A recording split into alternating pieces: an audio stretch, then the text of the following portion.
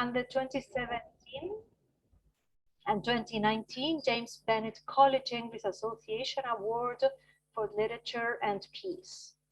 Thank you, Paul, for being here and sharing with us. Thank you so much, Marcella. And thank you especially for all your work in bringing this wonderful gathering together.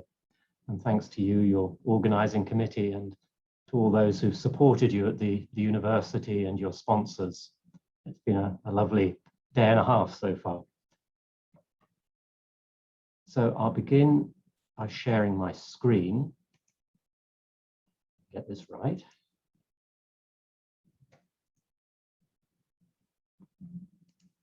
Okay.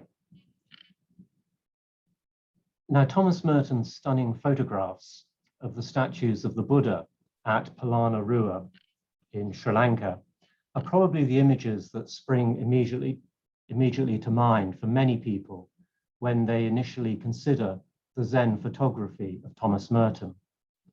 Certainly those photographs, along with the journal entry Merton made on that visit, have entered into the realm of the classic vignettes from the Merton corpus. I am able to approach the Buddhas barefoot and undisturbed, the silence of the extraordinary faces, the great smiles, huge and yet subtle. Looking at these figures, I was suddenly, almost forcibly, jerked clean out of the habitual half-tide vision of things, and an inner clearness, clarity, as if exploding from the rocks themselves, became evident and obvious. Stunning though they are, they're not the photographs I had in mind in contemplating Merton's Zen photography. There's no denying that Thomas Merton had a good eye for the photographs he took on his travels in Asia in 1968. But they are images more of his physical journey than his interior journey, a journey which, as he remarked in a circular letter from this time, was the real journey. Though some images, especially from his time in Asia, do express this inner journey, as Merton tried to capture visually through the eye of his camera certain places and people that had a profound effect on him. In Zen, Thomas Merton found an approach to life, a worldview that he found missing in Catholicism and monasticism in the middle of the 20th century, prior to the Second Vatican Council, but which he felt belonged to the Christian tradition. Zen's experiential approach to contemplation and more world-affirming spirituality appealed to Merton, and he also found similar approaches in some of the great Christian mystics, in particular Meister Eckhart. Zen provided Merton with a terminology to describe both his experience of God and of contemplation. And Zen writings on enlightenment also complemented his thinking on the true and false self. In the 1960s, as Merton's interest in photography developed, he began to refer to what he called Zen photography. It's a term you can now frequently find in photography books, or there's whole websites devoted to it. But Thomas Merton was one of the first, if not the very first, to coin that phrase. I've certainly not been able to find any references to it earlier than those made by Merton. So this afternoon, I want to explore Merton's growing interest in photography and to try and tease out what he meant by that term, Zen photography. Now, Thomas Merton showed little interest in photography until the final years of his life. But from the late 50s onwards, Merton's interest in photography was encouraged by a series of eminent North American photographers he would meet, most notably Shirley Burden, Sybil Akers, John Howard Griffin, Ralph Eugene Meatyard, and his Columbia classmate, Ed Rice. And each of them would also leave us a remarkable photographic record of Merton. It's a little unclear when Merton himself began taking photographs at the Abbey of Gethsemane. The earliest reference I'm aware of is from October the 10th, 1961, when Merton records having taken half a roll of Kodacolor at the Hermitage. And these are some of the photographs that he took that day. And in his journal at the time, he wonders to himself, what earthly reason is there for taking color photographs or any photographs at all? But certainly by January 1962, Merton records taking photographs at Pleasant Hill, the Shaker village close to Gethsemane, finding there some marvelous subjects. And he writes, marvelous, silent, vast spaces around the old buildings, cold, pure light, and some grand trees. How the blank side of a frame house can be so completely beautiful, I cannot imagine. A completely miraculous achievement of forms. And Merton's description of the buildings he was photographing at Pleasant Hill provides a good starting point for understanding his attraction to photography and his idea of Zen photography. Insights which go beyond the surface of the frame house and trees and uncover within them an inner radiance of being. As Merton's study of the Shakers developed, he wrote in lecture notes that the simplicity and austerity demanded by their way of life enabled an unconscious spiritual purity to manifest itself in full clarity. Shaker handicrafts are then a real epiphany of logoi, of the word, characterized by spiritual light. And this understanding of their handicrafts, their art, would occur a number of times in articles Merton would publish from a manuscript he was working on at this time, Art and Worship, where he would write, for example, that the quality of sacred art depends on the reality and authenticity of the experience which is its source. Or again, the beautiful is an epiphany of the absolute and formless void, which is God. It is an embodiment of the absolute, mediated through the personality of the artist, or perhaps better, through his spirit and his contemplative experience. And I think what Merton was saying about the Shakers is true of many of his own photographs, where ordinary objects could portray an extraordinary, unexpected beauty, reflecting a deep encounter between the artist or photographer and their subject, a Zen-like awareness, also reminiscent of the inscape of Gerard Manley Hopkins or the inseeing of Rainer Maria Rilke, seeing what the photographer Edward Weston would call the quintessence of the thing itself. Certainly by September 1964, Merton had regular access to a camera at the monastery, and he records in his personal journal. Brother Ephraim has fitted me out with a camera, Kodak Instamatic, to help taking pictures for a book Dom James once done. So far, I've been photographing a fascinating old cedar root I have on the porch. I'm not sure what this baby can do. The lens doesn't look like very much, but it changes the film by itself and sets the aperture, etc. Very nice. And then just 2 days later, Merton continues in an entry where he refers to Zen photography for the first time. After dinner, I was distracted by the dream camera, and instead of seriously reading the Zen anthology I got from the Louisville Library, kept seeing curious things to shoot, especially a mad window in the old tool room of the woodshed. The whole place is full of fantastic and strange subjects, a mine of Zen photography. And then he records that after that, the camera suddenly misbehaved and the back of the camera wouldn't lock shut. The camera gets repaired, and 2 days later, Merton writes in his journal again, "Camera back, love affair with camera. Darling camera, so glad to have you back. It will, I think, be a bright day again today." In his journals, Merton records occasional access to a variety of cameras belonging to his visitors.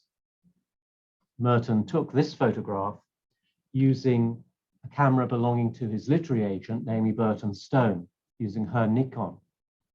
And it was one of the few photographs to which Merton ever gave a title. Gave it 2 titles, in fact, calling it in one place, The Skyhook, and elsewhere, The Only Known Photograph of God.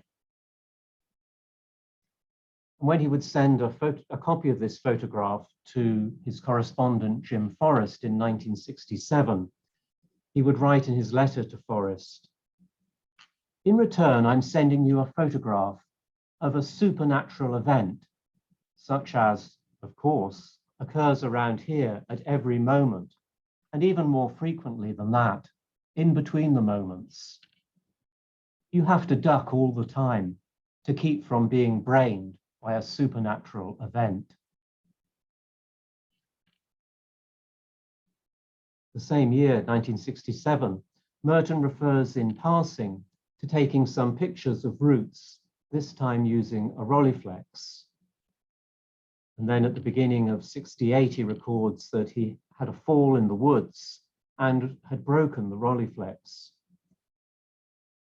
So he immediately wrote to his friend John Howard Griffin to take up an offer Griffin had made to loan Merton a camera.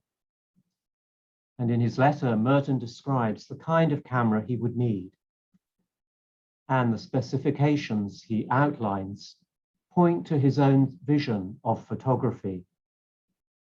Merton wrote to Griffin, "Obviously, I'm not covering the Kentucky Derby, etc. But I do like a chance at fast, funny, out-of-the-way stuff too. The possibility of it in case. But as I see it, I am going to be on roots, sides of barns, tall weeds, mud puddles and junk piles until kingdom come. A built-in exposure meter might be a help."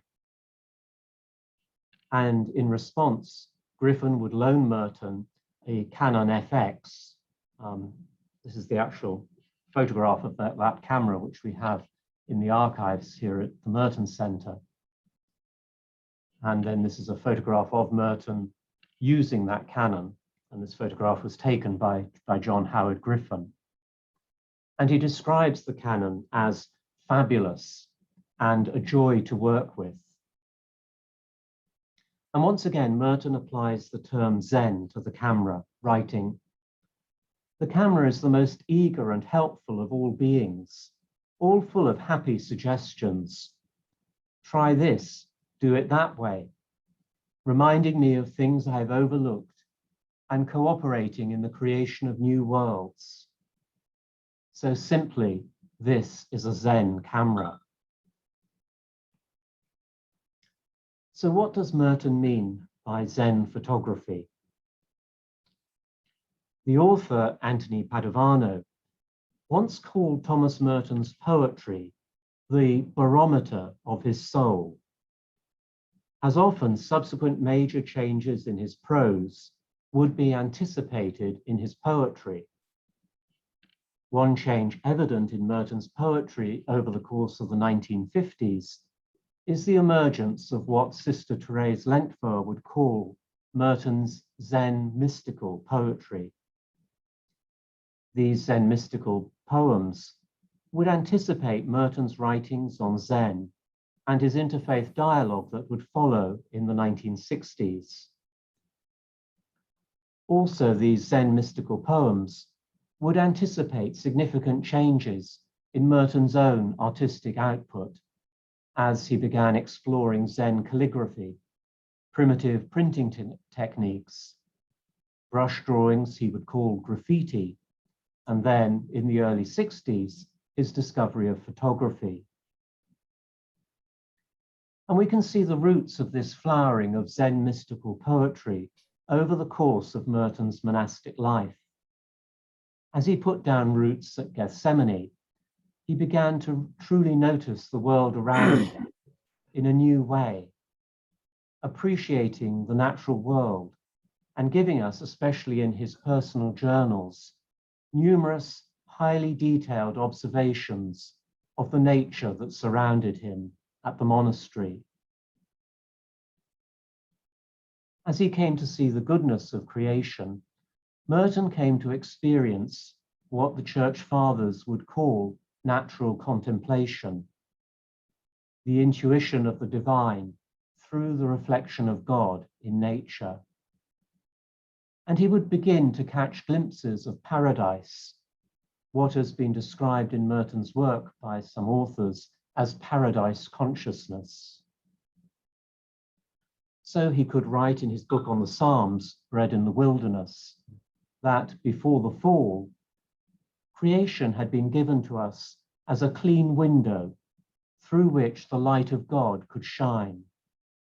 Sun and moon, night and day, rain, the sea, the crops, the flowering trees, all these things were transparent. They spoke not of themselves only, but of God who made them. The beautiful living things all about us on this earth were the windows of heaven to everyone. And for Merton, that paradise hadn't been totally taken away from us. Through contemplation, we could still see glimpses of that cosmic dance he writes so eloquently of in the final chapter of New Seeds of Contemplation.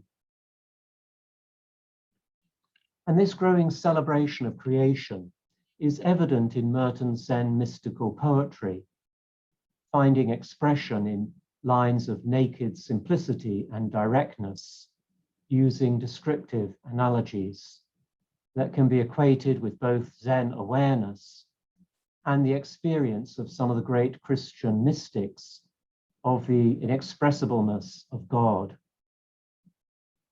And I'm thinking here of poems such as In Silence, Night Flowering Cactus, Song for Nobody, O Sweet Irrational Worship, and Love Winter When the Plant Says Nothing. Merton, in the words of Lentfur, captures in image and symbol the ineffable experience of God. And just a brief quote from one of those poems will have to suffice to illustrate this. A yellow flower, light and spirit, sings by itself for nobody. And photography too gave Merton a way of evoking that Zen consciousness he was reaching out towards in those Zen mystical poems. Paraphrasing a quotation of Merton's about Louis Zukovsky's Paradisier, we can read instead this insight of Merton into his own photography. All really valid photography, photographs that are fully alive and assert their reality by their power to generate imaginative life, are a kind of recovery of paradise, so that he who sees recognizes that here is a new start, a new creation, paradise. I was kind of toying as I was reading his essay on Zukovsky, where he uses the phrase about Zukovsky's poetry, paradisier, whether we could say that Merton had a paradise eye. It's just a thought that was coming in recent days, and I've not developed it yet. One definition of Zen suggests that its purpose is to make us wonder and to answer that wondering with the deepest expression of our own nature, a kind of a spring cleaning of the mind, so to speak, to sharpen our perception and to transform our vision so that we learn to see the extraordinary in the ordinary, what Thich Nhat Hanh might call the miracle of mindfulness. Learning to appreciate the present moment, to appreciate what is right in front of us, rather than always having our mind on results or on the next thing we have to do. As Pascal reminds us, the present is never our goal. And the art of photography demands such awareness, such mindfulness from the photographer. As with the camera, the creative moment is brief, just a fraction of a second. Merton's friend, the poet Ron Seitz, recalls that Merton said to him at one point when they were out together photographing that he needed to stop looking and to start seeing. So that movement from looking towards the future into actually being here in the present with what's actually in front of us. Looking implies you already have something in mind, whereas seeing is being open and receptive to what comes to the eye, your vision total and not targeted. Instead of looking for God in the spectacular sunset, the breathtaking view in some sacred space or in some other preconceived way, we have to stop and see God in the ordinary, everyday things of our life. We have to learn to see God in the present moment. The mindfulness to see in this way allows us to discover the hidden wholeness, to discover that spark of God in creation.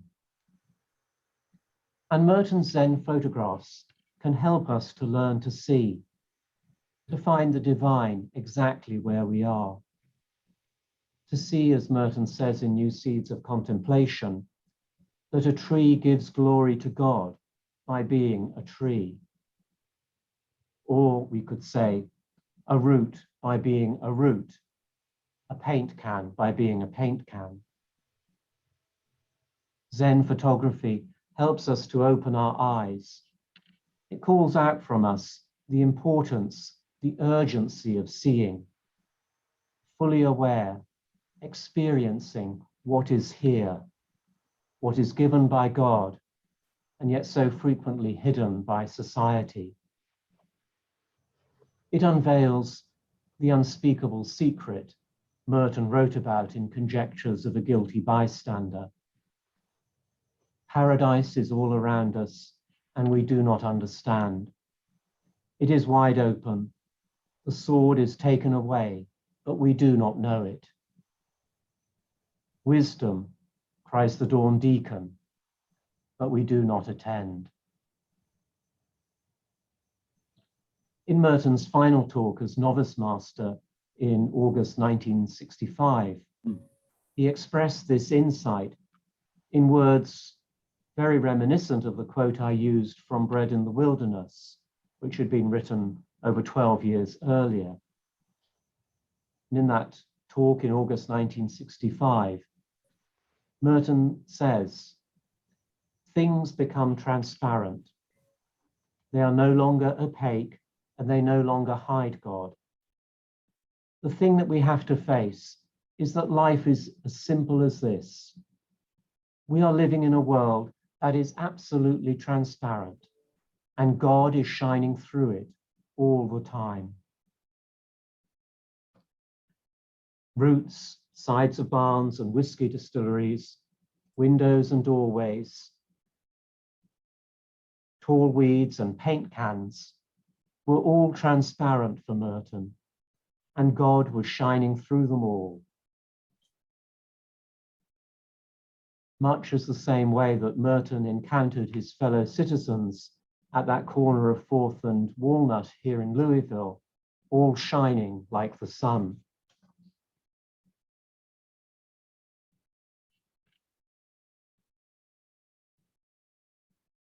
John Howard Griffin, in his book, A Hidden Wholeness, describes a little Merton's vision of photography.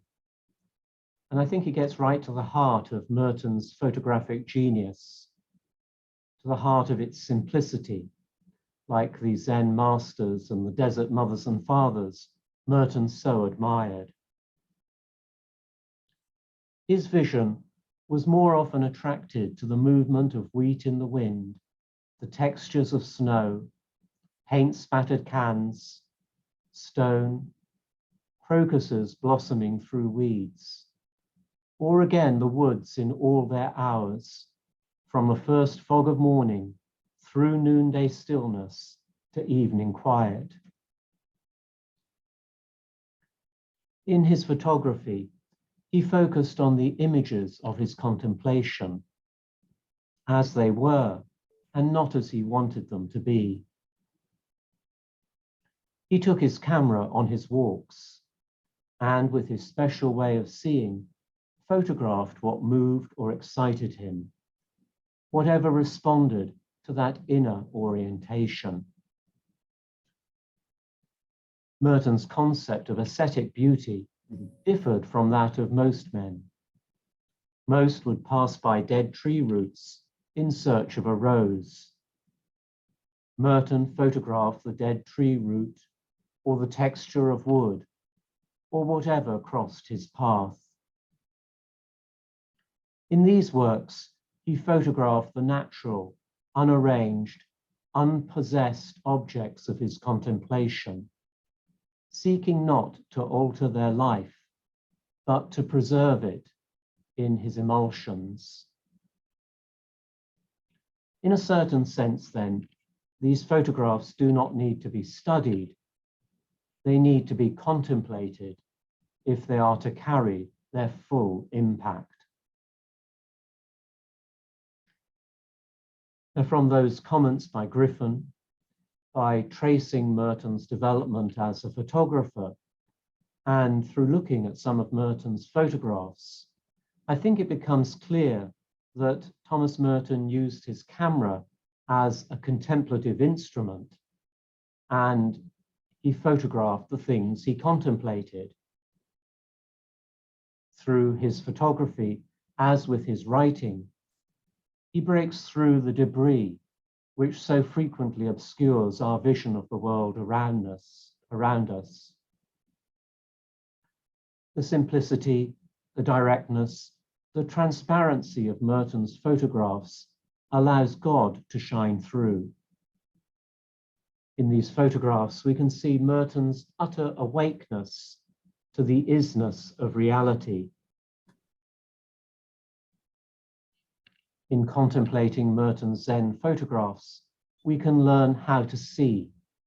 We can learn how to go beyond the shadow and the disguise to the reality that is immediately in front of us, and to discover what Merton calls the cosmic dance, which beats in our very blood. Thomas Merton's words and his photographs invite us to break through the media hype, the technobabble, and the torrent of words and images we're constantly bombarded with, and to deepen our awareness of that inner radiance of being, that consciousness of paradise within each and every one of us, to break through to that image of God in which we were all created. His photographs serve as question marks, asking us to pause and to reflect on what we're seeing, asking us to pay attention to the ordinary realities that constitute our day, to try and live totally in the moment, as Thomas Merton himself had learned to do.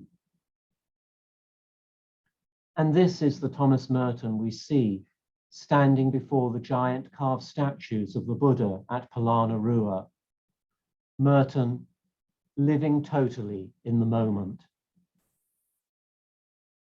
That moment of inner clearness and clarity grew out of his contemplative awareness, cultivated over the course of his monastic life. A spiritual integration that made him open to that experience and allowed him to see, to truly see, through his contemplative eye, that the thing about all this is that there is no puzzle, no problem, and really no mystery. All problems are resolved and everything is clear, simply because what matters is clear. The rock, all matter, all life is charged with Dharmakaya. Everything is emptiness and everything is compassion. I don't know when in my life I have ever had such a sense of beauty and spiritual validity running together in one ascetic illumination. Truly, a high point of Merton's spiritual and artistic experience.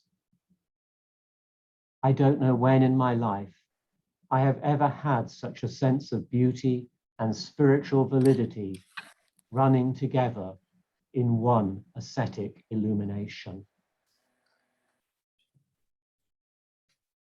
Beautiful. Thank you. Thank you, Paul. Very beautiful.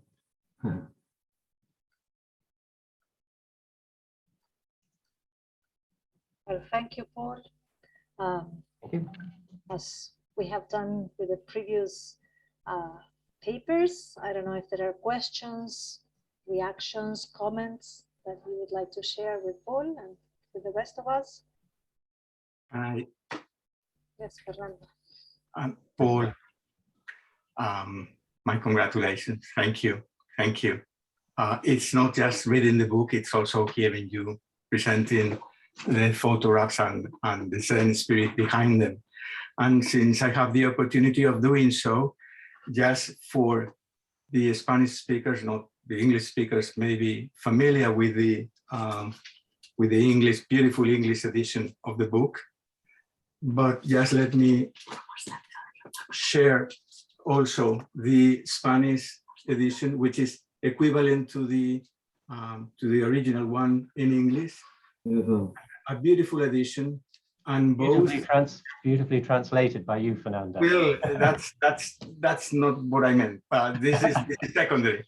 This is secondary. But what I want to say is that the two publishing houses have made the effort to make it available in an accessible price. I think for the quality of the book, it's the content, obviously, in the first place. It's the content of the book, the presentation by Paul Person, the research behind it, the labor of love behind it, many years of study and penetration, spiritual penetration in Thomas Merton and in the Zen photography, but it's also the layout. So my congratulations, Paul, and thank you for showing us this relatively unknown or less known facet of Thomas Merton, which is, however, very revealing. It says a lot about Thomas Merton, particularly at the end of his life. Thank you, Fernando. Thank you. I look forward to presenting with you next Friday for a British group. Yeah, I'm quite nervous about it. You have lots of things to say, but anyway, I will accompany you with pleasure. Thank you. Paul? Just about. Yeah, how are you doing? That was excellent, like always. I have a quick question about one of the slides that you have about the hermitage or cabin of Thomas Merton. The handwriting says St. Mary of Carmel, and Yes. then it says the crucifix is by St. John of the Cross. I assume that the St. John of the Cross is not the Spanish mystic, but one of his Trappist monks who was named St. John of the Cross. Is that correct? And then the former question was, is that the real name of the cabin, St. Mary of Carmel? Let me just share the image what you were talking about. Yeah. yeah, I think this, it flashed on the screen for a very short time, and so didn't have a chance really to read what Merton had written there. You did well to get through his handwriting so quickly. But yes, yeah, he actually sent these photographs to the Carmelite sisters here in Louisville. After having had that entry in his journal saying, I don't know what the point is of taking photographs or color photographs, he then almost immediately goes on to answer his own question. Well, I can send photographs of the Hermitage to, my friends who can't come here, like the Carmelites in Louisville or Sister Mary Luke Tobin. And a few years ago, actually, it was when you and I were working with the Carmelites for that event at the Carmelite Monastery. The Sister Superior, said, "Oh, we've got some photographs by Merton in the archives," and these were those photographs that he'd sent them with his own handwriting describing what they're seeing. So yes, it was the crucifix was by Father John of the Cross, who was a monk at Gethsemane, and that was the name that he gave to the hermitage, St. Mary of Carmel. Yeah, that's beautiful. I mean, I didn't know that he named it that way, but that was Merton's intention, or it was someone else at the Abbey? No, I'm pretty sure it was his intention. I don't know if Brother Paul. Get rid of this. Oh, it had to be his intention. Yeah, no, I would have thought so, and I think it goes well back into even to his time. Was it in Cuba? He was talking about dedicating his priesthood to Our Lady, wasn't it? I think at some point. I may have got some of the dates mixed up there, but there is that kind of very early reference. Well, the location was called Mount Carmel. That whole hillside is Mount Carmel. Okay. That's incredible. I didn't know. That was a wonderful, again, connection to the Carmelites and to St. John of the Cross and Santa Teresa. That's beautiful.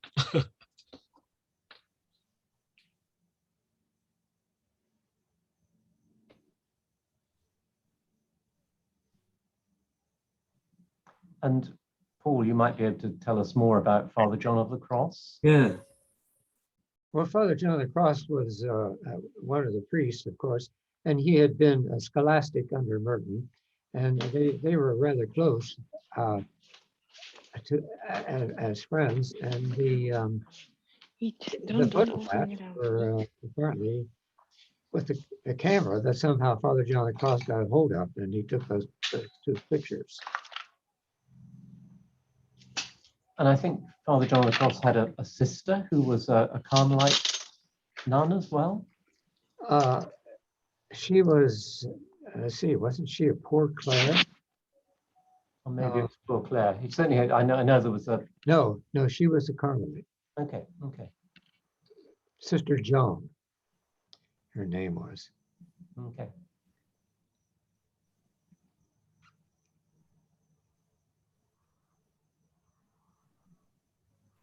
Well, thank you, Paul, for sharing these beautiful photos, which I guess for most of us were unknown. Thank you, and thank you for the invitation. It's been a pleasure. Marcela. Sí, Gloria. It's Gloria. So no, I just wanted to thank Paul because he showed Thomas Merton from a different perspective in such a simple way. I mean, Thomas Merton's simplicity in his photography shown in such a simple way. It's really wonderful. So thank you very much. Thank you, Gloria. I loved it.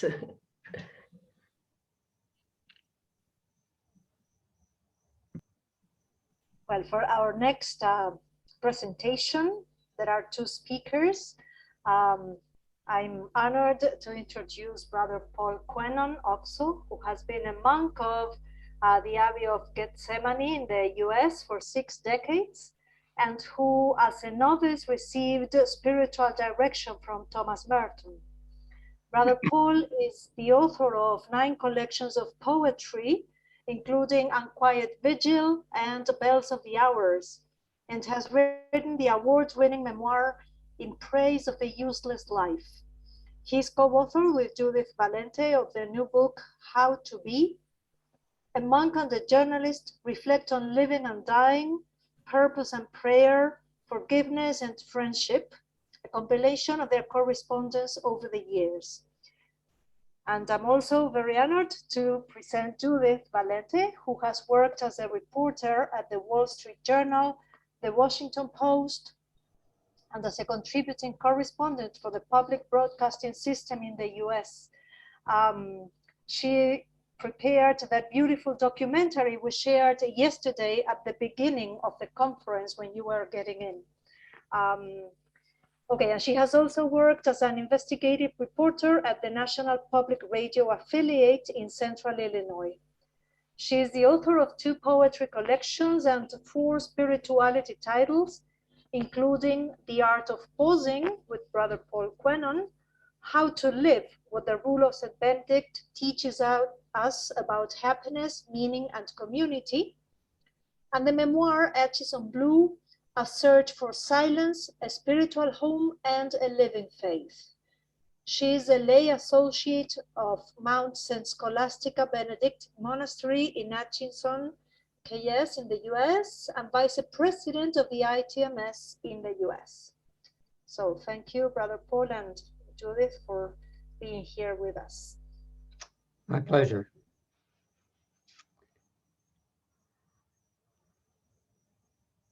Anytime. So Judith? You got connected, Judith. Okay, sorry. It would be helpful if I unmuted myself. Can everybody hear me okay? Yeah. Marcella? Yes.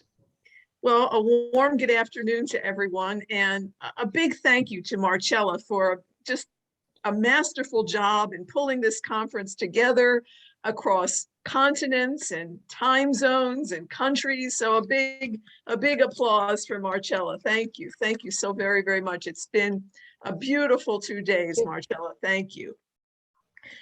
Brother Paul and I are delighted to be with you and to share our love of Thomas Merton's letters and our own passion for the art of letter writing. I'm going to be the first part of this 2-part relay. I'll be part 1 and Brother Paul will be part 2, and then we'll come back together for part 3. It was Merton's wide-ranging correspondence over many decades that inspired Brother Paul and I to begin writing letters to one another over several years on a variety of topics. And as Marcella mentioned, our letters will be collected or have been collected into a book that will be out this November called How to Be. And we'll be reading from some of those letters later on in this session. And our hope is that it will inspire you to share with us your stories about letter writing and significant letters that you've received or you've written over the years, and perhaps also what might be your favorite Thomas Merton letters. And if we have time at the end, we'll show you a short video of a recent conversation Brother Paul and I had about Merton in his hermitage at the Abbey of Gethsemane. But first, back to Merton's letters. I'm going to share the screen now, and hopefully this will all work.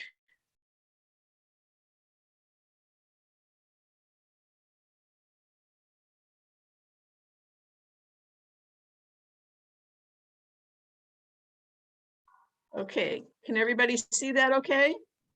Yes. Okay, thank you. Few of us can count literally thousands of people as personal friends, but as has been evidenced here today in the stories about Denise Levertov and Abraham Joshua Heschel and others, Merton could count thousands of people as personal friends. They were friendships of varying duration and depth. What's interesting, though, is that the majority of these relationships unfolded not through personal encounters by and large, but on the page, through the letters Merton wrote. Merton wrote some 20,000 letters to about 2,000 correspondents, and most of those letters are archived in the Merton Center at Bellarmine University in Louisville, Kentucky. Merton considered letter writing both an art and a ministry, and he really enjoyed both. He enjoyed writing letters as both art and ministry. He called his letter writing his apostolate of friendship. Now, many famous people wrote to Merton, poets, artists, theologians, and public figures. In this time we have with you, we'd like to focus on letters Merton wrote to people who were not so famous.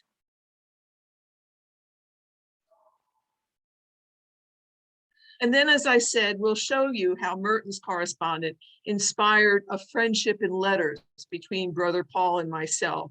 Here's the cover of our new book, and here we are back in June at Gethsemane doing one of our favorite things, taking a walk. But first, Merton's letters.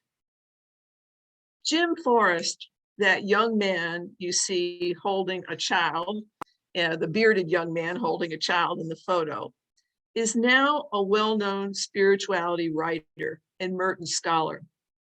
But he was a 25-year-old peace activist and Catholic worker volunteer in 1966 when he wrote this anguished letter to Merton, questioning the value of his efforts to promote peace and nonviolence in the midst of the Vietnam War. I think I'm going to try to make this full screen here. Oops. There we go. Is that better? There we go. Okay. And here's what Jim Forrest wrote to Merton at that time. How is it that we have become so insensitive to human life, to the wonders of this world we live in, to the mystery within and around us? And what can we do? Who can we become that we are not? What can we undertake that we haven't? And Forrest goes on to say to Merton, I have by no means given up on this work of ours, this peace work, but truly I feel like an ant climbing a cliff, and even worse, for in the distance, there seems to be the roar of an avalanche. Merton wrote back with one of his most memorable letters of all time. It's become known as Merton's letter to a young activist, and it has been translated into foreign languages, turned into posters and bookmarks, and placed in greeting cards. Jim Forrest called it the most helpful letter I ever received, and still to this day, he can quote whole passages of it from memory. It's as though Merton is speaking to all of us in this letter when he offers Forrest this unforgettable advice. And here I'll ask Brother Paul to be the voice of Merton. Do not depend on the hope of results. When you are doing the sort of work you have taken on, essentially the apostolic work, you may have to face the fact that your work will be apparently worthless and even achieve no result at all, if not perhaps results opposite to what you expect. Concentrate on the value, the rightness, the truth of the work itself. In the end, it is the reality of personal relationships that saves everything. In the end, it is the reality of personal relationships that saves everything. Quintessential Merton. The correspondence between Merton and Jim Forrest shows that letters are not merely a way of sharing information. They are a vehicle by which we get to know ourselves better. In letters, we confide our fears, express our hopes, lament regrets, rue mistakes, and work out our struggles. The poet Willie Perdomo has called letter writing our resistance against loneliness. In their anthology, Thomas Merton, A Life in Letters, William Shannon and Christine Boshin point out that letter writing was Merton's way to connect with people, learn from others, try out new ideas, reflect on his work, and engage with the issues of the day. In the letters, we also encounter the raw, intimate Merton, as we do in his journals. Now, one of Merton's most lively heart-to-heart correspondences was with a 16-year-old high school student named Suzanne Butorovich, who lived in California. And the exchanges also show this wonderful sense of humor that Merton had. And here's Suzanne on the right, and there's the writing desk in the Hermitage from which he wrote. Suzanne first writes Merton in 1967, asking him to contribute a piece of writing to her school's underground newspaper, and Merton agrees. He sends her a prose poem called Prayer to a Computer from his poetry collection, Cables to the Ace. And it begins. Write a prayer to a computer, but first of all, you have to find out how it thinks. Does it dig prayer? In a letter Merton sends to accompany the poem, he compares his poems to the lyrics of folk singer Bob Dylan.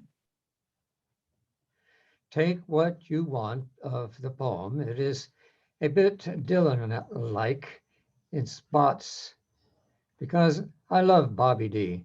I have lots of his stuff.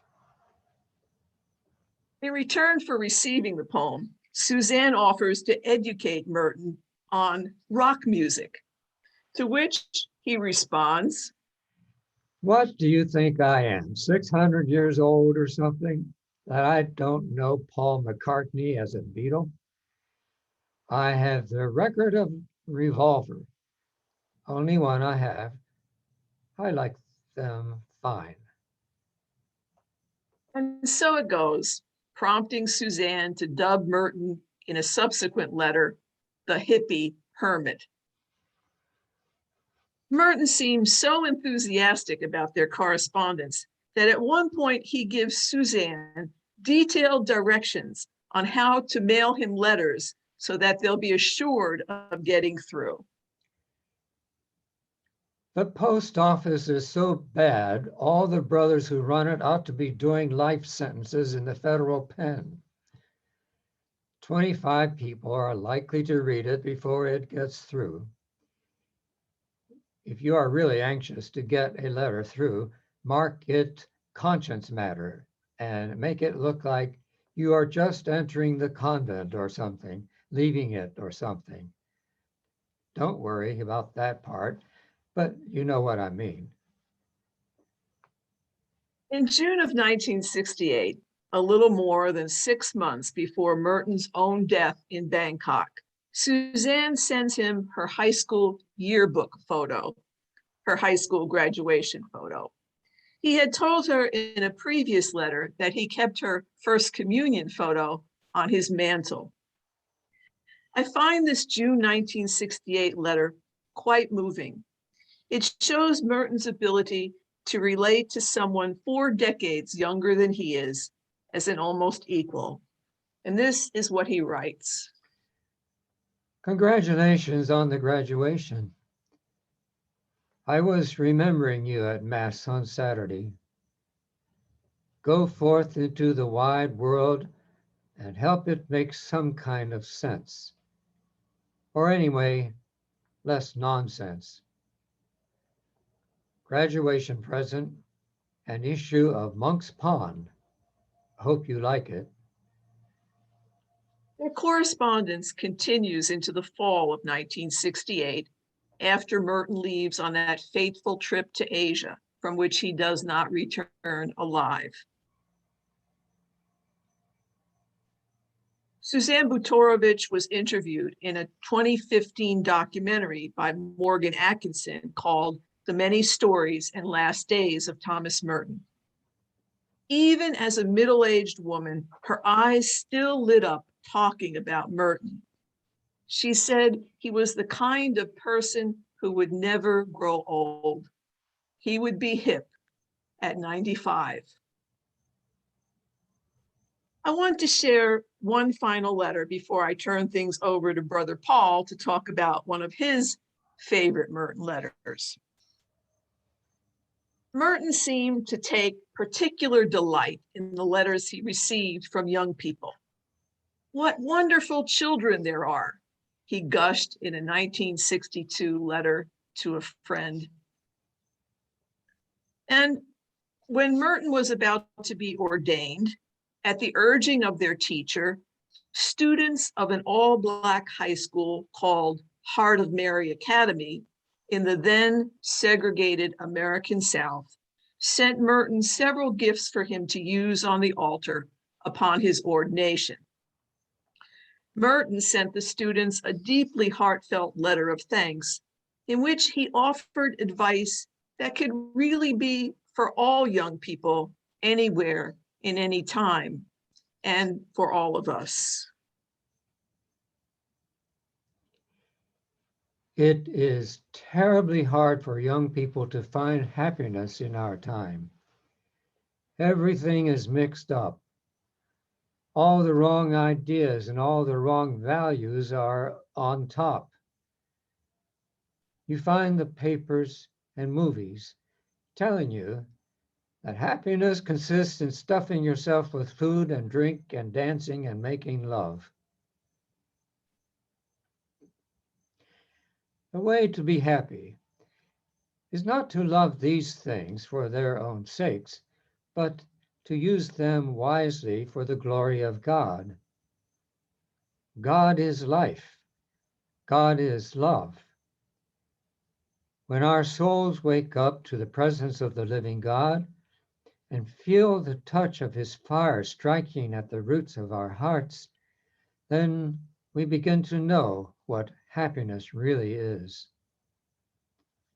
It's amazing to me that he wrote this to young people in an age before there were the hookup cultures and you know, friends with benefits and all that stuff. And he really lays it on the line. But it's wise advice to really all of us.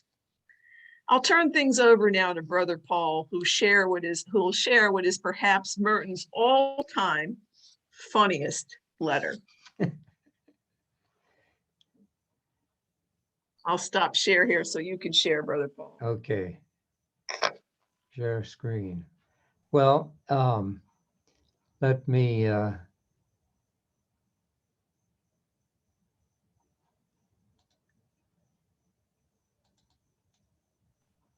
dear. There you go. I can see it. Well, that's not what we want, though, is it? Let me come back to share screen. Oh, gee. I can't seem to find it. I think Stop sharing, and then you can start sharing again. Okay.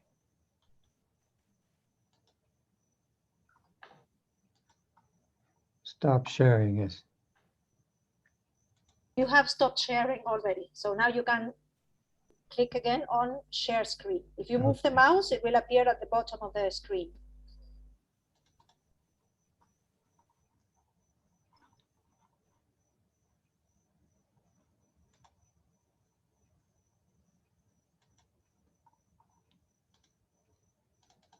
You got that? There you go. There you go. Yes. Okay. So I'll be, Ad Reinhardt was a friend of Merton's at Columbia University. He and Robert Lax and a handful of friends were really quite a lively group. And these letters, it's a letter to Ad Reinhardt. But Ad Reinhardt was an abstract painter active in New York at the beginning of the, let's see, something's blocking me, in the 1930s and continuing through the 1960s. He was a member of the American Abstract Arts and a part of the movement centered on the Betty Parson Gallery that became known as abstract expressionism. Now, here's an example of some of the work that he had done, very abstract. But in a matter of time, he began to paint black paintings, and you see the size of this one. And you wonder why he was painting black photographs, black paintings. And perhaps it has something to do with, the apophatic spirituality, the way via negativa, which is characteristic of Merton, and to some extent of Bob Lax too, for that matter, they're friends.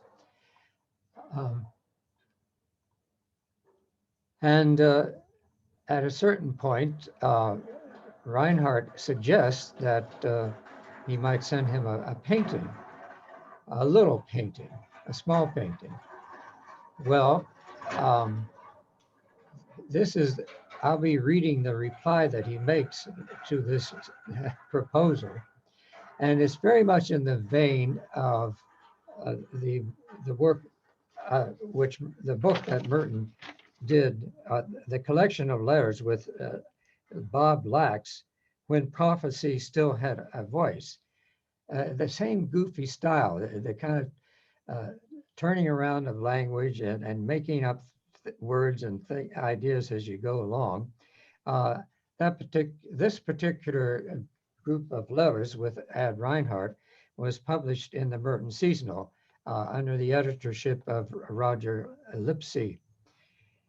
And it's not to be found in the Bellarmine collection of letters. It's rather at the Archives of American Art.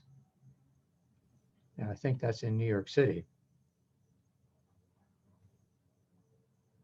So here's the letter. Dear Ad, do I want a small painting? You inquire if I want a small painting. What you wish to know, do I desire a small painting?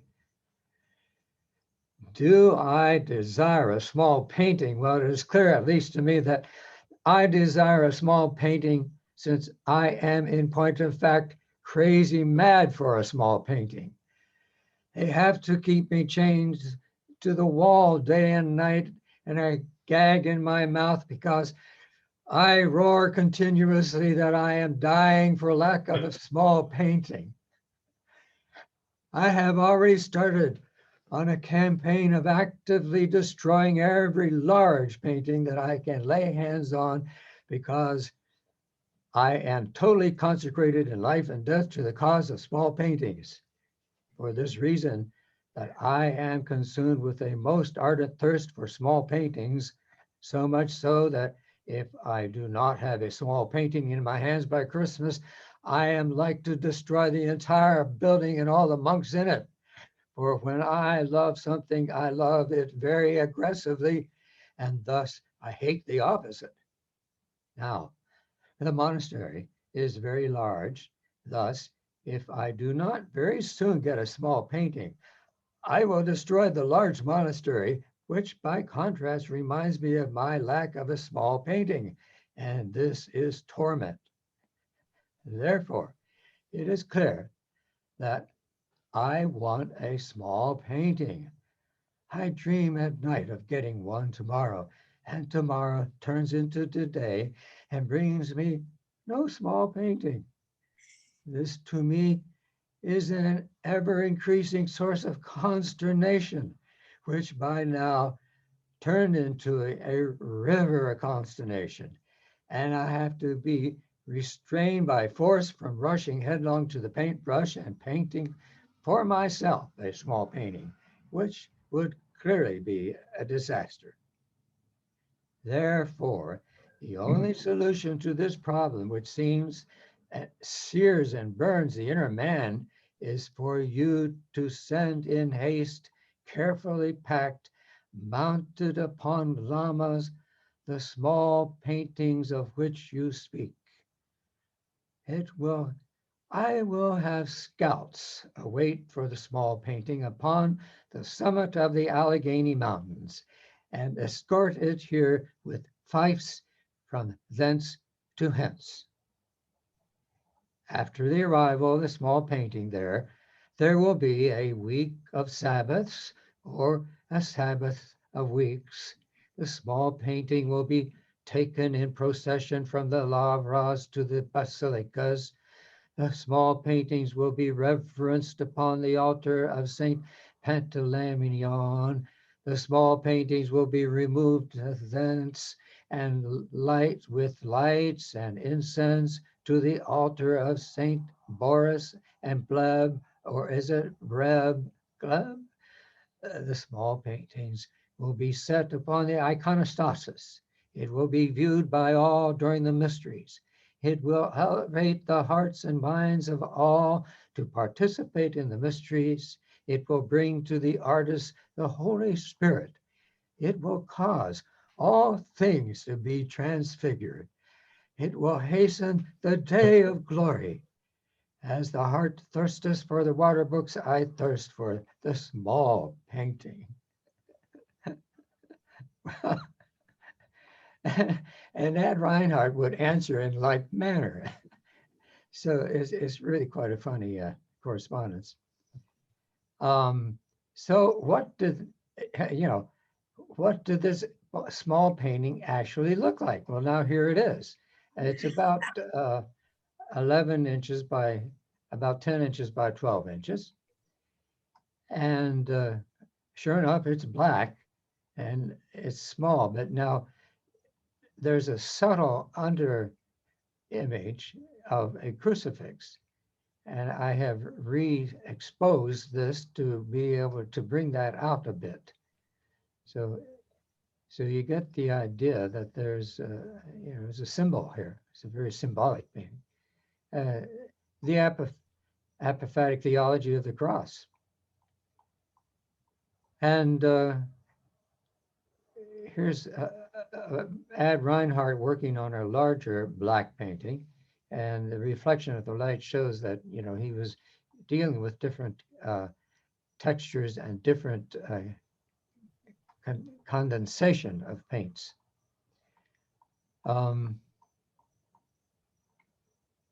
Yes, so that's the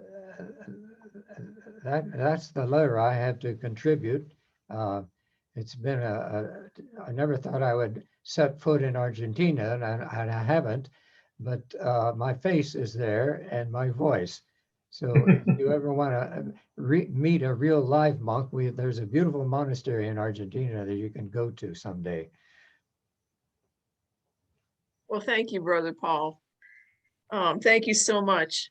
If you would stop screen share, I'll go back on the screen share on my end here. Okay, now stop screen share. I forget how to do that. On the bottom of your screen, look for a green square that says share screen and just hit that. Yeah. And I got the bottom blocked by the yeah, that happens. Yeah, wait a minute. Here we go.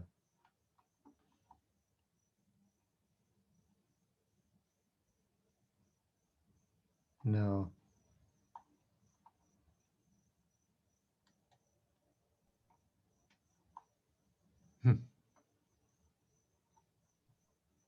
If you just move the mouse, it appears on top. Usually it's not visible unless you put the mouse on top of the screen, and then you see a small sign that says you are screen sharing, stop sharing.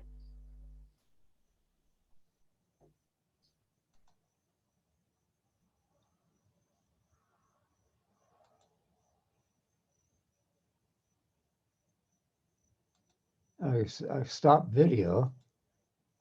No, you don't want to stop video. We want to No. still see you. Remote control. I don't see it there.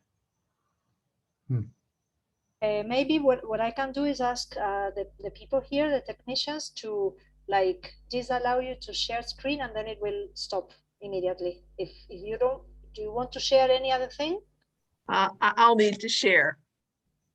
You are going to share, Judith? Yes, I'll still Okay. need to share. Yeah.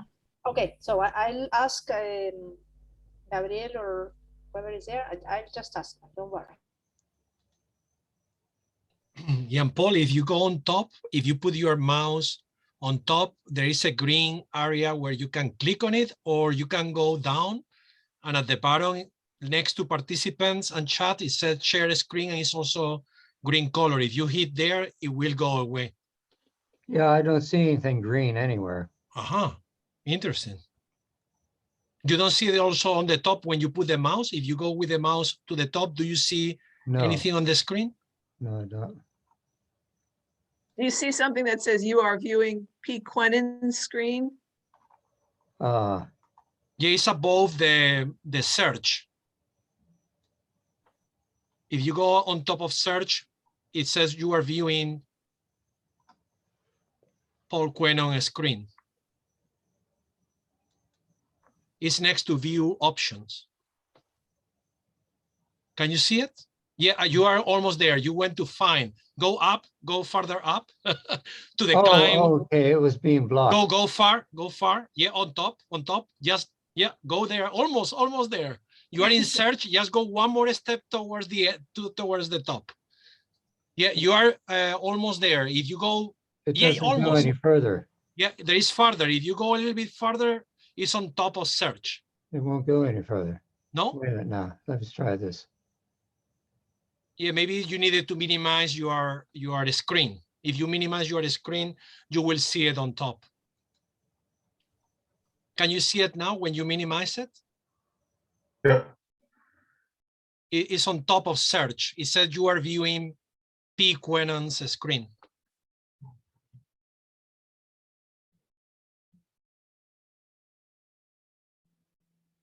And it should be green, a green color.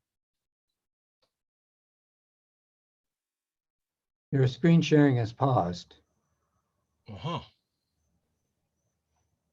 wonder if that means I could share mine now. Nope. Okay, he has to stop sharing his before I could go back.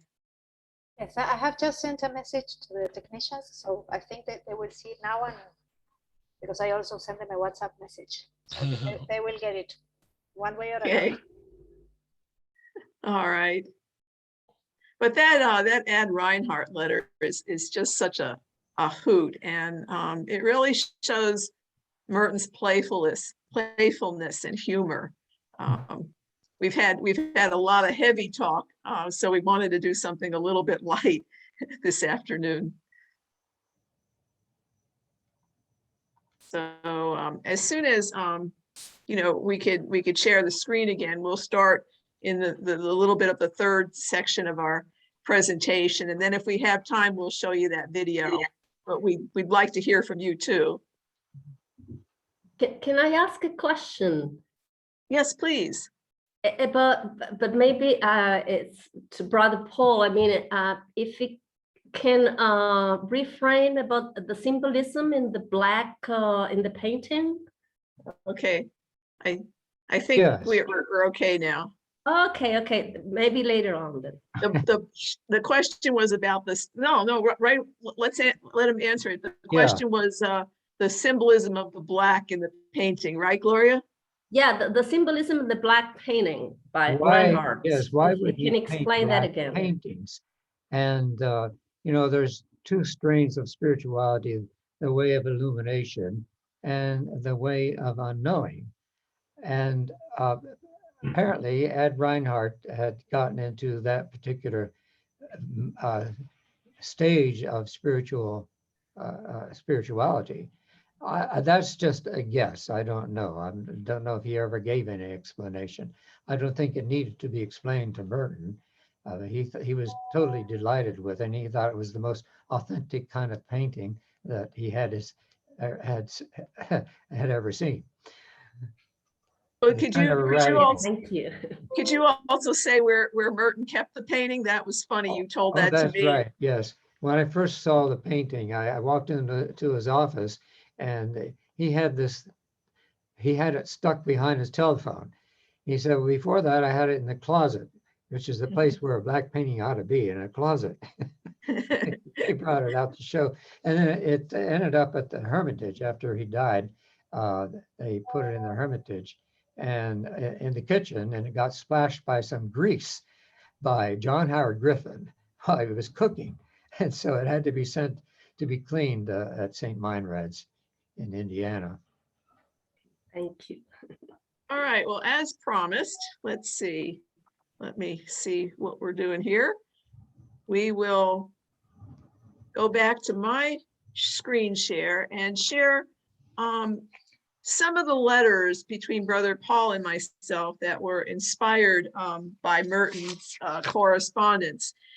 Our book, as we mentioned, is titled How to Be, and the subtitle is A Monk and a Journalist Reflect on Living and Dying, Purpose and Prayer, Friendship and Forgiveness.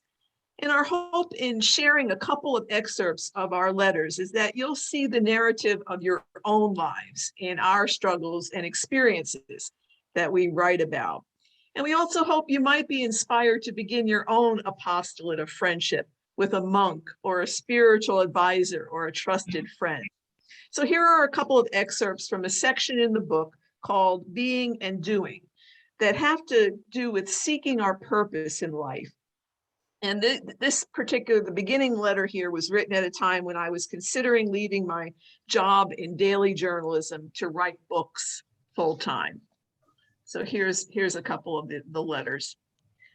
Dear Brother Paul, one of the issues I've struggled with since leaving journalism is figuring out what my purpose is now. I don't think I can be satisfied if the purpose of my life is simply to be, something Brother Paul likes to talk about. I like to take action, to be the heroine of whatever story I'm in. You probably would agree that in the final analysis, your Trappist life has also involved a purpose. I suspect you wouldn't have persevered in the monastery for more than 60 years if it didn't. Your thoughts, suspended between being and doing, Judith. Dear Judith, I draw a distinction between having a purpose and following a vocation. A vocation is beyond what you might call a purpose in life. I did not find a purpose. My purpose found me. I basically live with a sense of a call, and beyond that, a sense of someone calling. The purpose I serve is not so much a purpose as a radical freedom that is rooted in God. Life's purposes can be multiple and can change as time goes on. They vary as the will of God makes them, from one present moment to another.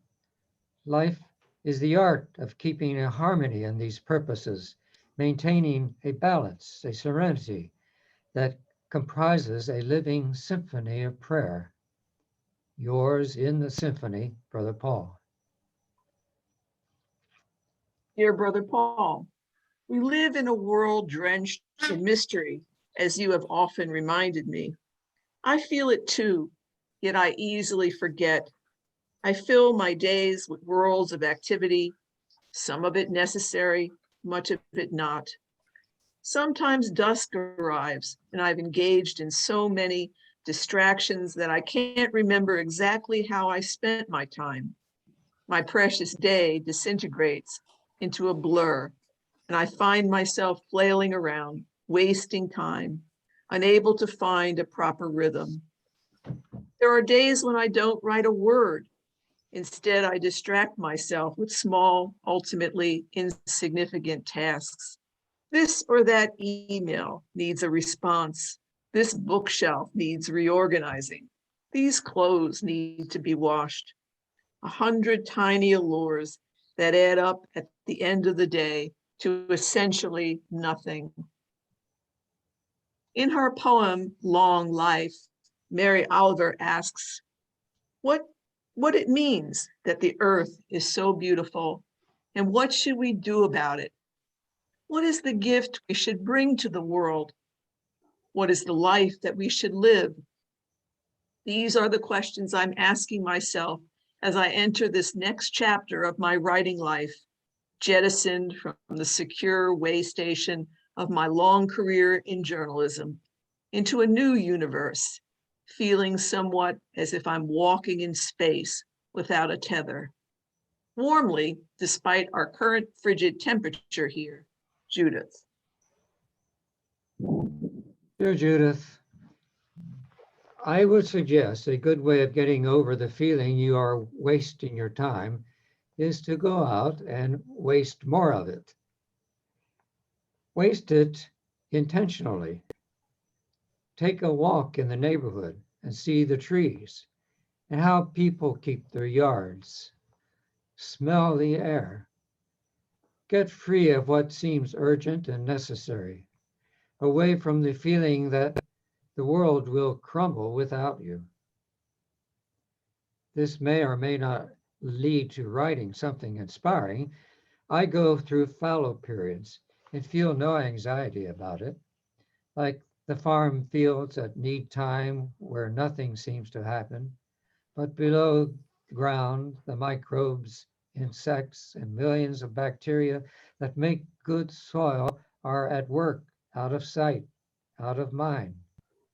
Out of mind, the heart works and imagination ferments. By your patience, you will win your soul, Brother Paul. Dear Brother Paul, I think you would have been proud of me a couple of times this week. Twice, I actually napped in the middle of the day. As I lay down on the couch, what we here in the Midwest call a stink bug, although it doesn't actually stink, began buzzing frantically around the light fixture overhead. Who knew these bugs could survive this late into winter? I watched it whirl and whirl for several minutes, then wrote this haiku. Frenzied insect guest buzzes around ceiling light, while I below nap. My afternoon turned out to be the inverse of what is normal for me. Usually it's the crows, squirrels, and cats of the neighborhood who are the unhurried ones. Today, I was the one rolling around. I've always loved how St. Benedict, in his rule for monastics, stresses listening. Listening is a kind of waiting, a suspension of activity in favor of being. Perhaps waiting is also a conditioning, like my fitness exercises that are easy at the beginning of the workout and gradually build in intensity. Perhaps patience does win our souls, as St. Luke says. I will make this my practice in the coming days and let you know what happens. Yours, halting patience, Judith. Okay, so there you have it. We hope this exploration of our letters and Thomas Merton's will inspire you to take up the spiritual practice of letter writing. Perhaps jot down on a piece of paper this very afternoon the name of someone you'd like to write to and have as a spiritual companion. Begin your own apostolate of friendship today. I'll stop share and see if anybody has any questions, and I'm not sure if we have any time left.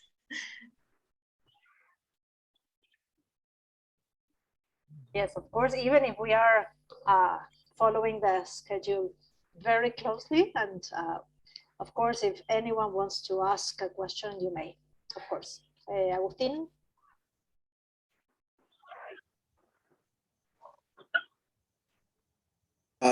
Thank you. Sorry. My question is, how do you go about when letters are, remain unanswered? Because I did have this need to write letters, as I remind myself of how happy was I when I received letters many decades ago, before people stopped writing them. So I said, I'll begin, and I did, and I wrote many of my closest friends and family, and when they saw me, they all said, "Oh, thank you, that was wonderful." But my soul needed some of them writing back. Brother Paul, did you want to answer first, and then I'll? No, you answer. I couldn't hear it very well. Oh, okay. The gentleman was asking, what if you send letters and you don't receive a response? And people seem to love receiving letters, but then they're not so good at responding. And you know, I think I go back to that letter that Merton wrote to Jim Forrest, the young activist, where he says, don't depend on results. Don't expect results. And I think that's part of the letter writing practice, that you may not get an answer. You know, you may not get the results that you want.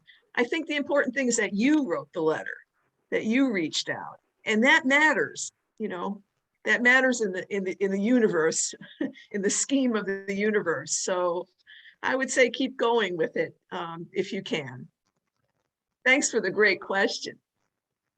No, I think thank you. Andrea has her hand up. Andrea, yes. Yes, thank you.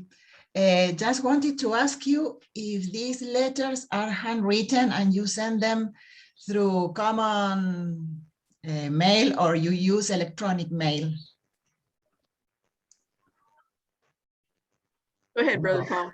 Yeah, yeah, we used email for, we thought handwriting would be, well, Judith probably wouldn't be able to read my handwriting anyhow.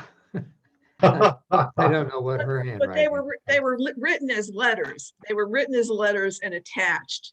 So they were just typewritten, as if we had typewritten a letter. Because of the handwriting issue, we thought that would be easiest. But they were not emails; they were actual letters. And you know, I carefully thought out and revised, you know, what I sent to Judith, and she did the same thing for me. Yeah, it was a beautiful experience, and something that I'll certainly always cherish are these letters that I received from Brother Paul, because you could see how chock full of wisdom they are.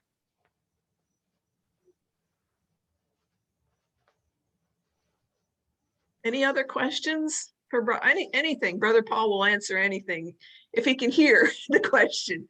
Cristobal, yes, thank you so much for your kind words before in the chat. Thank you. Yeah, thank you, Judith and Brother Paul. I think the beauty of of writing letters, especially in a contemplative setting, is that it gives us a breadth and a depth of life that other mediums do not provide.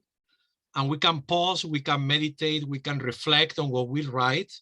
I remember when I was editing the volume on Merton and the Tao for Fons Vitae, it was extremely poignant just to see the development on the art of writing, even the title, right? The title given to each other. Usually when Merton doesn't know someone, usually start very formal. So they start using, you know, the typical doctor or rabbi to Heschel and other, but then over time, when there is more intimacy, the names suddenly disappear, and then the creativity comes in, and there is plenty of humor in just in the titles given to them. So I wanted to ask both of you, have you used also those names and humor and moments of creativity when at the beginning you started more formally, but then when you get more and more, you know, soul-making process, you start changing your words, and you have seen it also in other people in your research? Well, we already knew one another fairly well. It's been about 2 or 3 years, you know, previously we had associations. But but we did use a little creativity at the end of the letter, as you saw there. Yeah, I think we were both more honest and open with each other in the letters, believe it or not, than we might have been face to face. And I think that's the beauty of letters, that people are more willing to reveal parts of themselves in letters than they might be if they're looking at someone face to face. And so, yeah, and letters go deep at times. I mean, they go deep into our spiritual struggles at times. They go deep into some personal things that are happening in my life. And Brother Paul is very frank about some things about living in the monastery, you know, that I think would be very, very interesting to people to see the type of conflicts that they have in the monastery and how they struggle to resolve them. So yeah, thank you, Cristobal. Thank you, and thanks to everybody for the lovely comments in the chat. Forgive me for not answering personally to everyone, but thank you so much for the comments you've put in the chat. Well, thank you, because again, not because we thought of it, but in the literary translation workshop that we had on Monday and Wednesday, not on Tuesday, because that was a student day here in Argentina, coinciding with the day when spring begins. So on Monday and Wednesday, we had the literary translation workshop, and led by Gloria and other of the professors and translators here. And well, they concentrated on the poetry and letters of Thomas Merton. So this conference will help attendants of the workshop to write their final papers. This will be useful to them as well. And a source of inspiration to continue our work, deepen our work into other letters. Yes, there's so many letters that we could have included. When we've done this presentation before, people always say, oh, but you didn't do this letter or that letter, because there's so many that are so wonderful. Yeah. Thank you. Well, we'll go to the Excuse me. last. Yes. Someone wants to speak?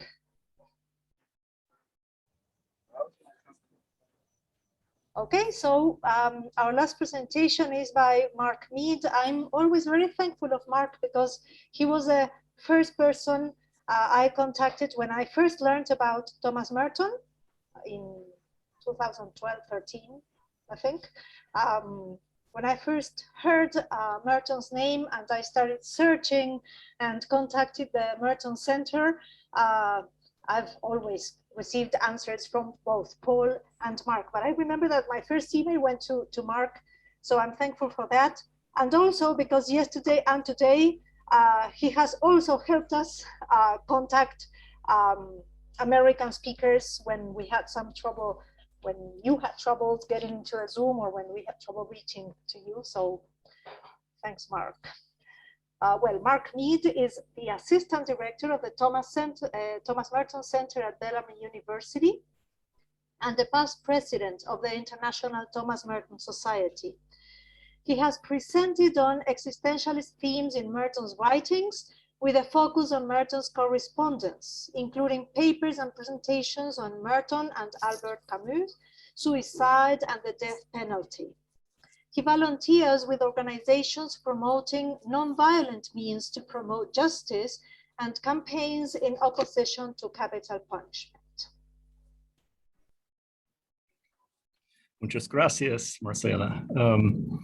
I'm very grateful to you, to all your hard work, to Universidad Nacional de Cuyo, your whole team, for putting together this wonderful conference. I'm very humbled to come after so many esteemed speakers, friends of mine, great scholars of Merton, and also great scholars in the audience who've asked excellent questions. I was thinking of that anecdote about Ginger Rogers and Fred Astaire, that people were so wowed by Fred Astaire's dancing, but they said, well, Ginger Rogers did all the same steps but backwards in heels. And I thought, well, after having put on a Zoom conference, I'm very impressed by what Marcela did, but she's done it in English, in Spanish, in Portuguese. So I'm just very impressed by everything that's happened in the last couple of days. Also, it's just I think a great coming together of topics too, and they've set up so well, prepared so well for what I have to say, and said in a much deeper way than I'll be able to touch upon. Merton's letter writing in the conference you just heard from Judith Valente and Brother Paul. I'll touch on Hagia Sophia, so Maria's presentation yesterday, and some touching upon the Jaime Andrade correspondence. So some of these themes have woven themselves through all these presentations. So it's been 10 years since the publication of Fragmentos de un Regalo, in English, Fragments of a Gift. Fragments because it's the extant correspondence of Victoria Ocampo and Thomas Merton. Unfortunately, not all the letters survive. Merton described Victoria's first letter to him as a true gift from God. This first letter from Victoria and some other early letters from Victoria to Merton have not been found and will likely not be. Yet the publication of Fragmentos included newly discovered letters by Merton, including his earliest letters, and published Victoria's side of the correspondence for the very first time. I'm very grateful to Juan Javier Nagri, who brought together the letters from their various sources and did the work of editing and translating them. Most of the letters were written in French, both Victoria and Merton having a shared history with France and a sense of comfort, kind of a second home language for both of them. Javier Nagri was also a wonderful host to me a decade ago when I spoke at the book launch of Fragmentos in Buenos Aires.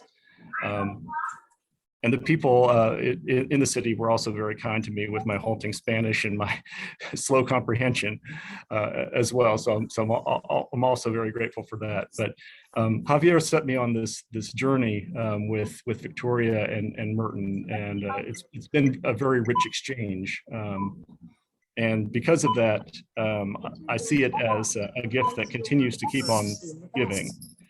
So I'm going to share a screen with you, and you may want to actually go out of full screen so that you can see the full slide of mine.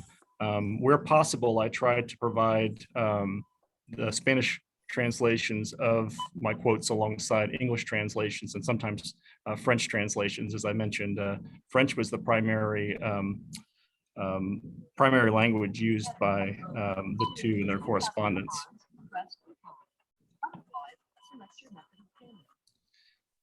For various audiences, I've adjusted how much introduction I give to our main characters today. Being the end of a conference on Merton, we won't spend a whole lot of time setting him up, but some may be less familiar with Victoria.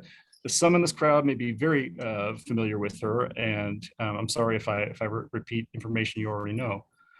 Victoria Ocampo was born in 1890 to a wealthy family in Argentina, the first of 6 daughters with no brothers. She would become the heiress to her family fortune. Later in life, Victoria used this wealth to found and promote the literary journal Sur that gained her international fame and which helped her export Latin American literature to the world and world literature to Latin America. While her parents could not control her later fiscal priorities, her father, her husband, Argentine society at the time, including pure authors, attempted to keep her in limited cultural boundaries then enforced upon women. Not that she didn't fight back. Like Merton, Victoria spent much of her childhood in France, though the girls of the family were not allowed a formal education, and outside of the house, they had a French tutor. Victoria's old money family also prohibited a university matriculation, but she regularly audited classes at the Sorbonne. Victoria was drawn to the theater and allowed to take private acting lessons in her youth, but her father forbade her to be publicly on stage, later repeating, "The day one of my daughters gets on stage is the day I put a bullet through my head." Kind of think of my, as a father of a young daughter, be careful, what you say and how that affects people. Didn't slow her down. In 1912, Victoria began a largely unhappy marriage to Monaco Estrada. She was 22 years old. During her honeymoon, Victoria discovered a letter from her new husband to her father with assurances that all of his daughter's fantasies of becoming an actress would disappear as soon as she became pregnant. She wrote, "I married a traitor." 8 years later, they separated, and Estrada would die 13 years later in 1933. Victoria wrote and translated throughout her career, mainly writing literary critiques, beginning with a book in French highlighting the female characters in Dante's Divine Comedy. She wrote biographies of T. Lawrence and Virginia Woolf. An admirer of the Indian poet, educator, and intellectual Rabindranath Tagore, and his illness while on a 1924 tour of South America, giving Victoria the opportunity to host him for 2 months during his recovery. In 1930, Victoria would curate an exhibition of Tagore's art in France. Victoria's crowning achievements, though, were the founding in 1931 of the journal Sur, and in 1933 of Sur's book publishing wing. In journal and book form, she published authors with whom Merton was corresponding, reading and writing letters to, like Henry Miller, Octavio Paz, and those whom Merton had read and written about, such as Albert Camus.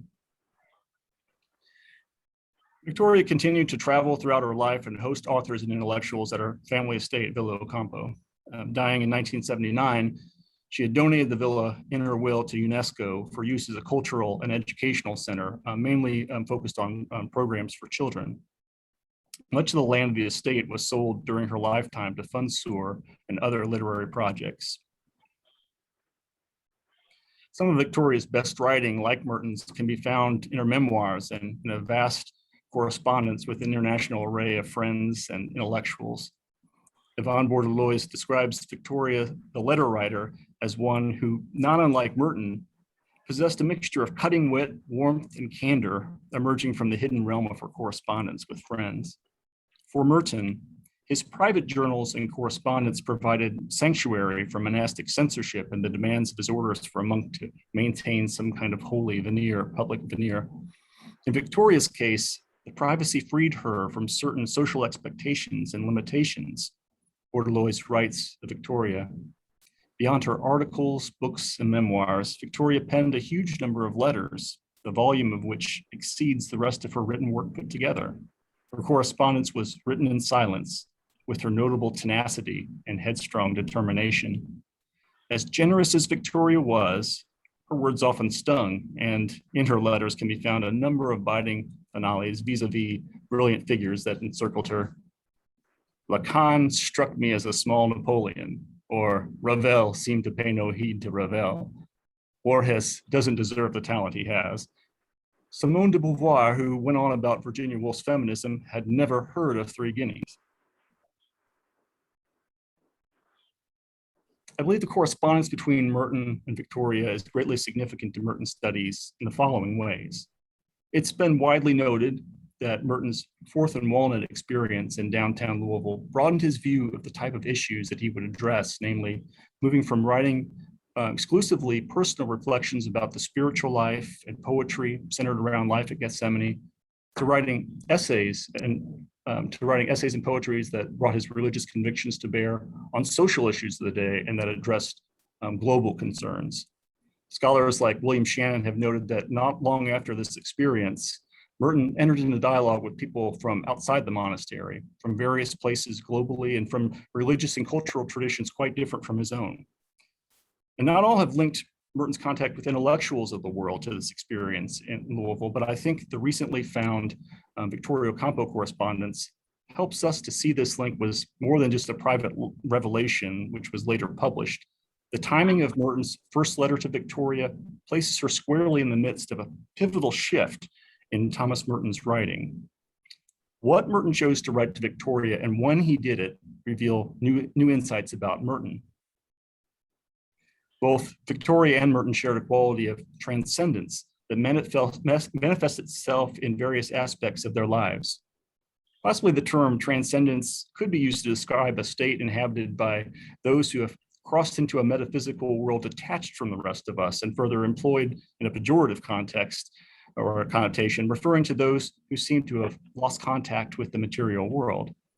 By transcendence, I refer to the more literal meaning in Latin of trans and scandere, to climb across, to climb over, building bridges, so to speak. Merton and Victoria crossed boundaries and they healed divisions.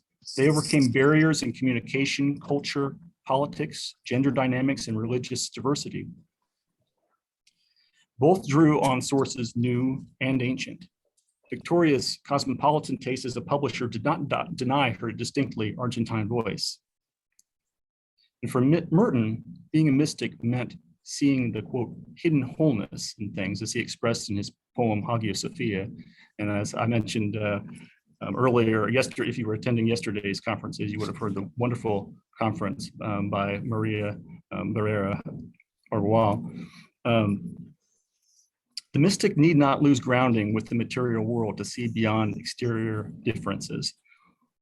The true mystic does not have to lose his or her personal uniqueness or rootedness to a particular culture or faith tradition to recognize a connection to all people, to all creation, or to the divine.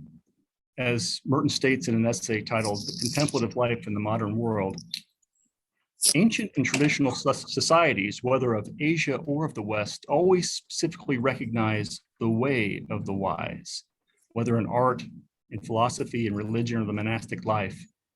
They would, so to speak, bring together in themselves the divisions or complications that confuse the life of their fellows. By healing the divisions in themselves, they would help heal the divisions in the whole world.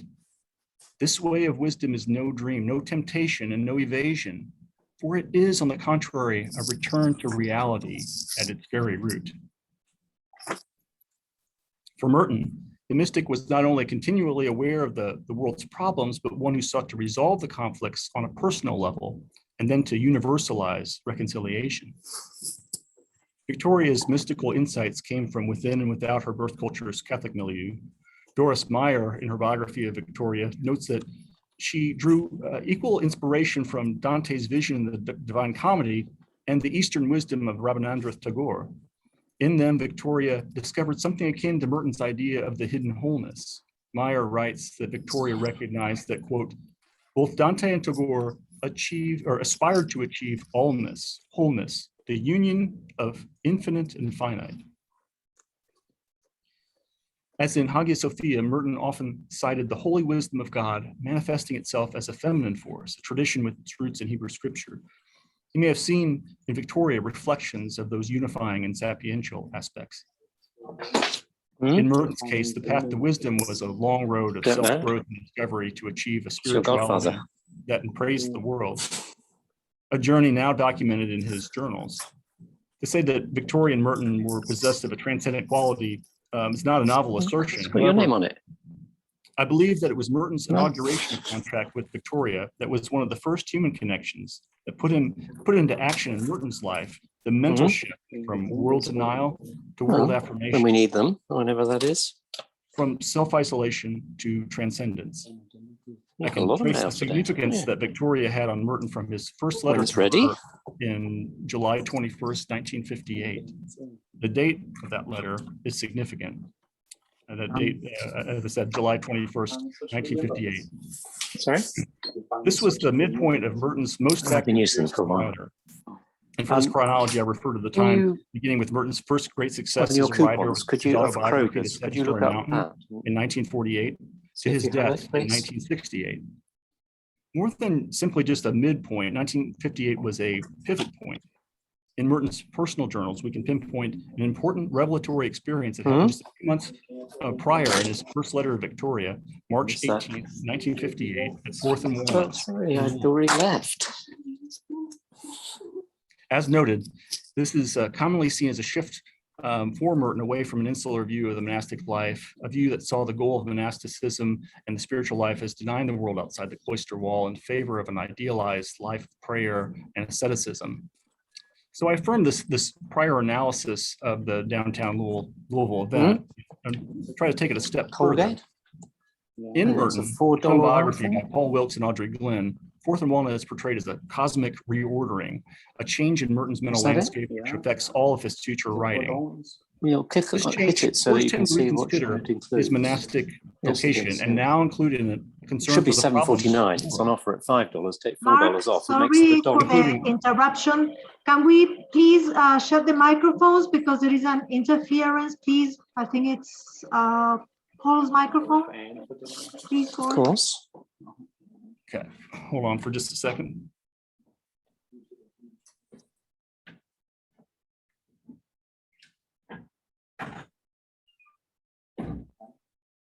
Mhm. No, you're right. Pizza. I've got one of the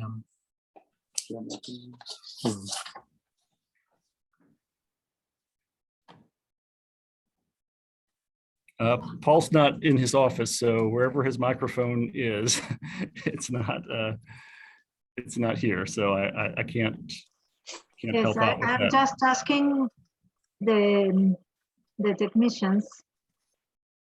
I asked them earlier, but then they turned us on again when we asked the questions. So I'm asking them to silence all of us once more.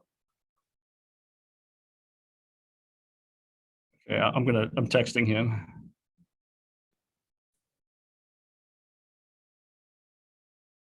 Okay, and I'll share my screen again here.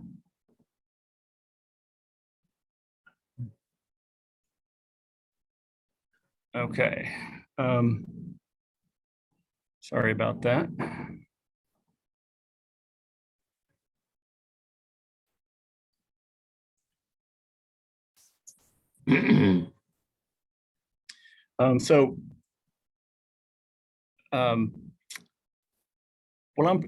What I'm proposing is a link between this event at Fourth and Walnut and Merton's commencing engagement, mainly through correspondence with a worldwide cadre of great minds, firstly Victoria Ocampo. And many of these types of letters were only privately published during Merton's lifetime because of the censorship he experienced from his monastic superiors on controversial subjects, especially about nuclear war. Take, for instance, his mimeograph circulation of the Cold War letters, which had been barred from publication. And such letters as this, it would not just be the wall of the cloister that would be transcended, but barriers such as the Iron Curtain. One of Merton's earliest letters inaugurating a vocation of global correspondence was with the Russian author Boris Pasternak in August of 1958. However, we now know that the first such barrier to be crossed was between poles on a north-south axis when Merton first wrote to Victoria, one of culture and language between the American divide, the Anglo-American North and the Latin American South.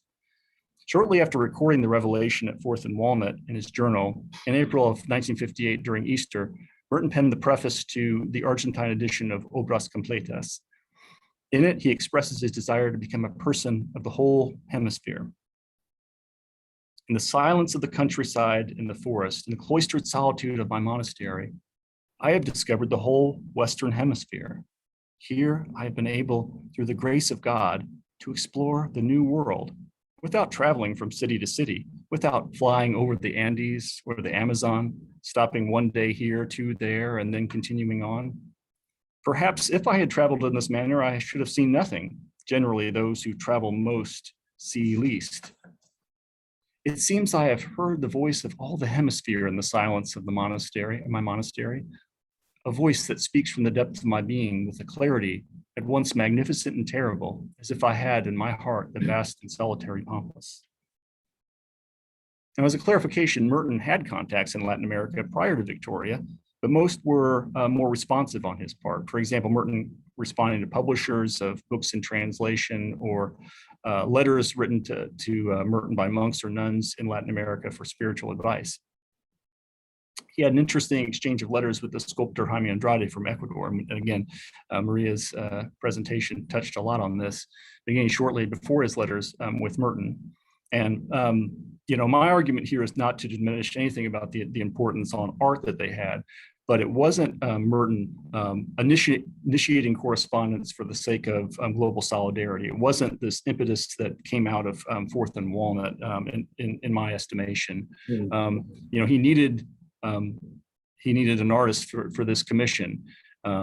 And not too long after Merton and Victoria begun entering into dialogue, the Andrade correspondence does deepen very much more into some of these themes of global solidarity. But it didn't begin that way. In contrast to most prior interactions with Latin America, Merton initiates correspondence with Victoria, and there may have been a publishing motive in mind, because of course, if you send it to Victoria, you get it into Sur, it's going to get everywhere.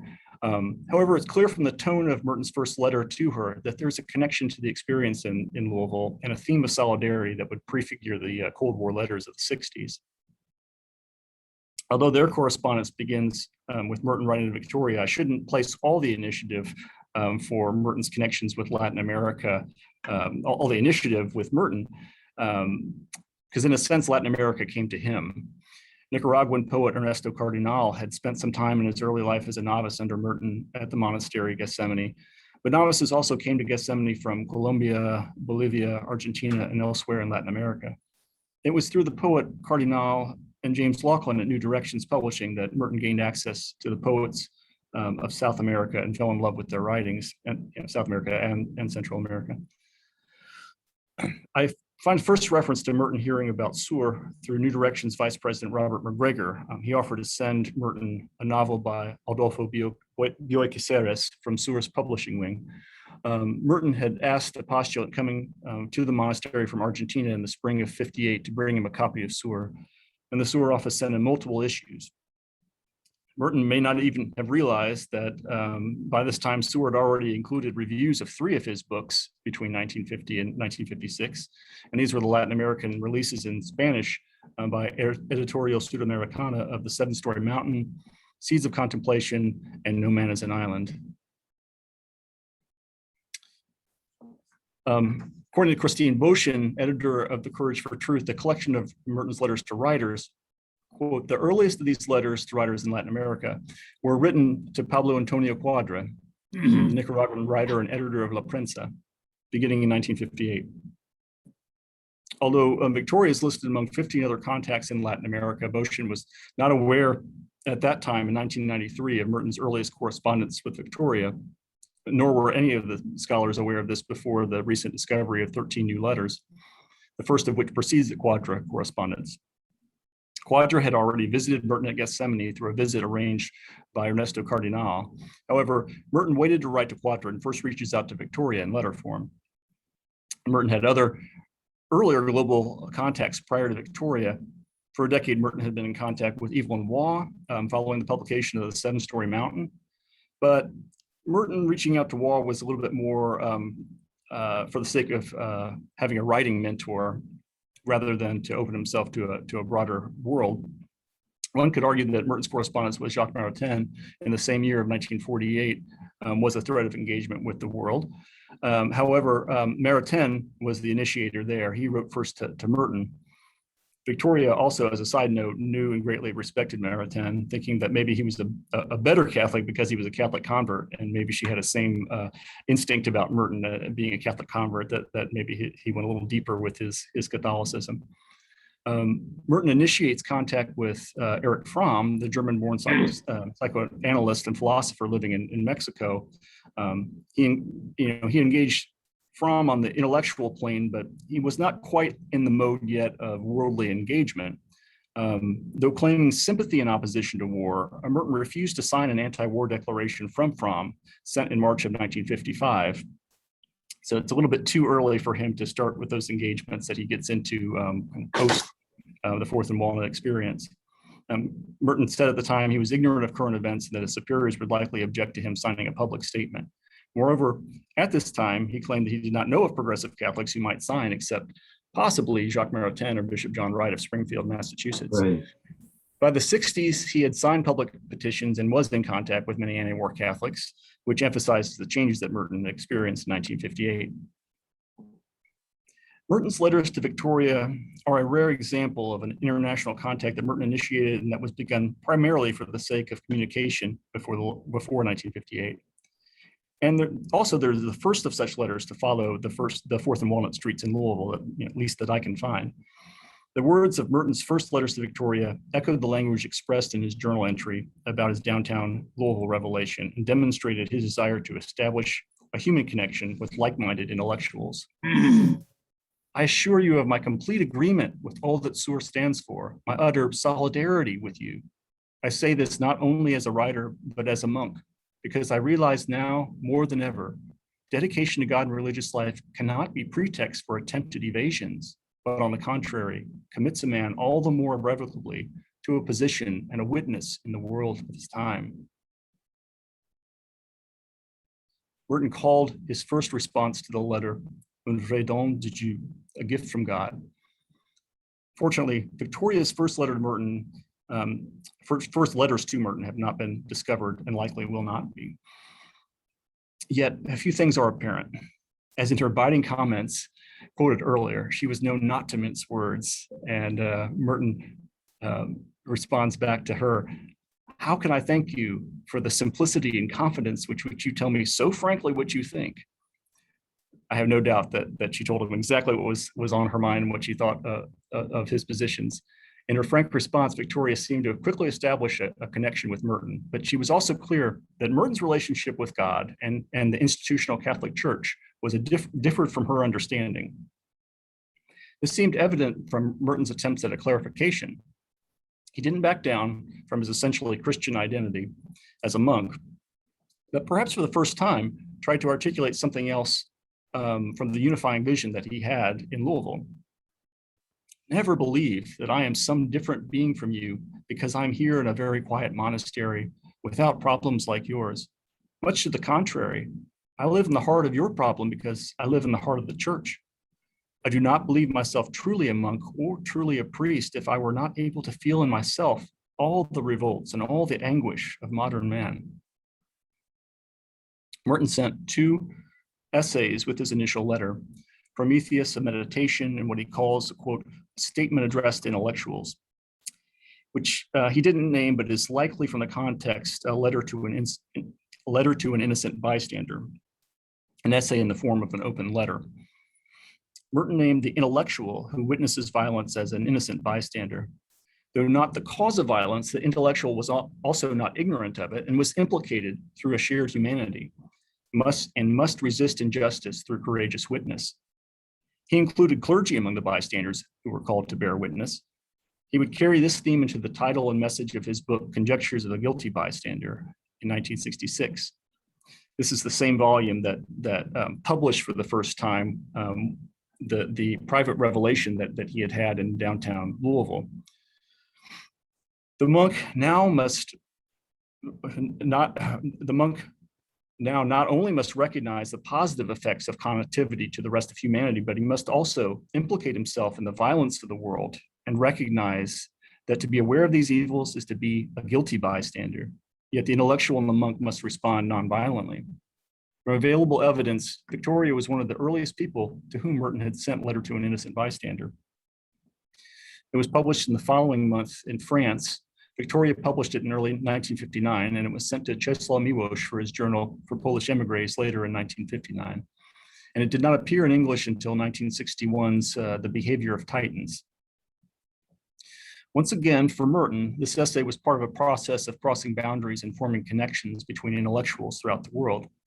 How better to accomplish this than to send it to Victoria, because SUR was already at the forefront of this process.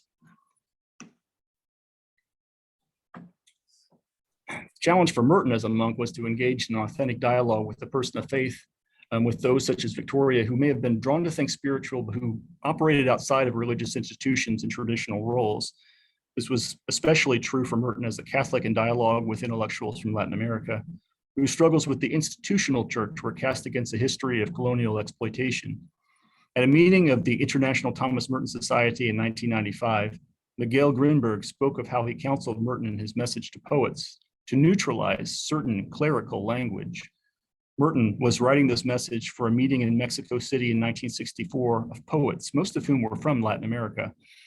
Merton went to the extent of signing a piece with the familiar form of his monastic name, Louis, but changing the title from Father to Uncle Louis.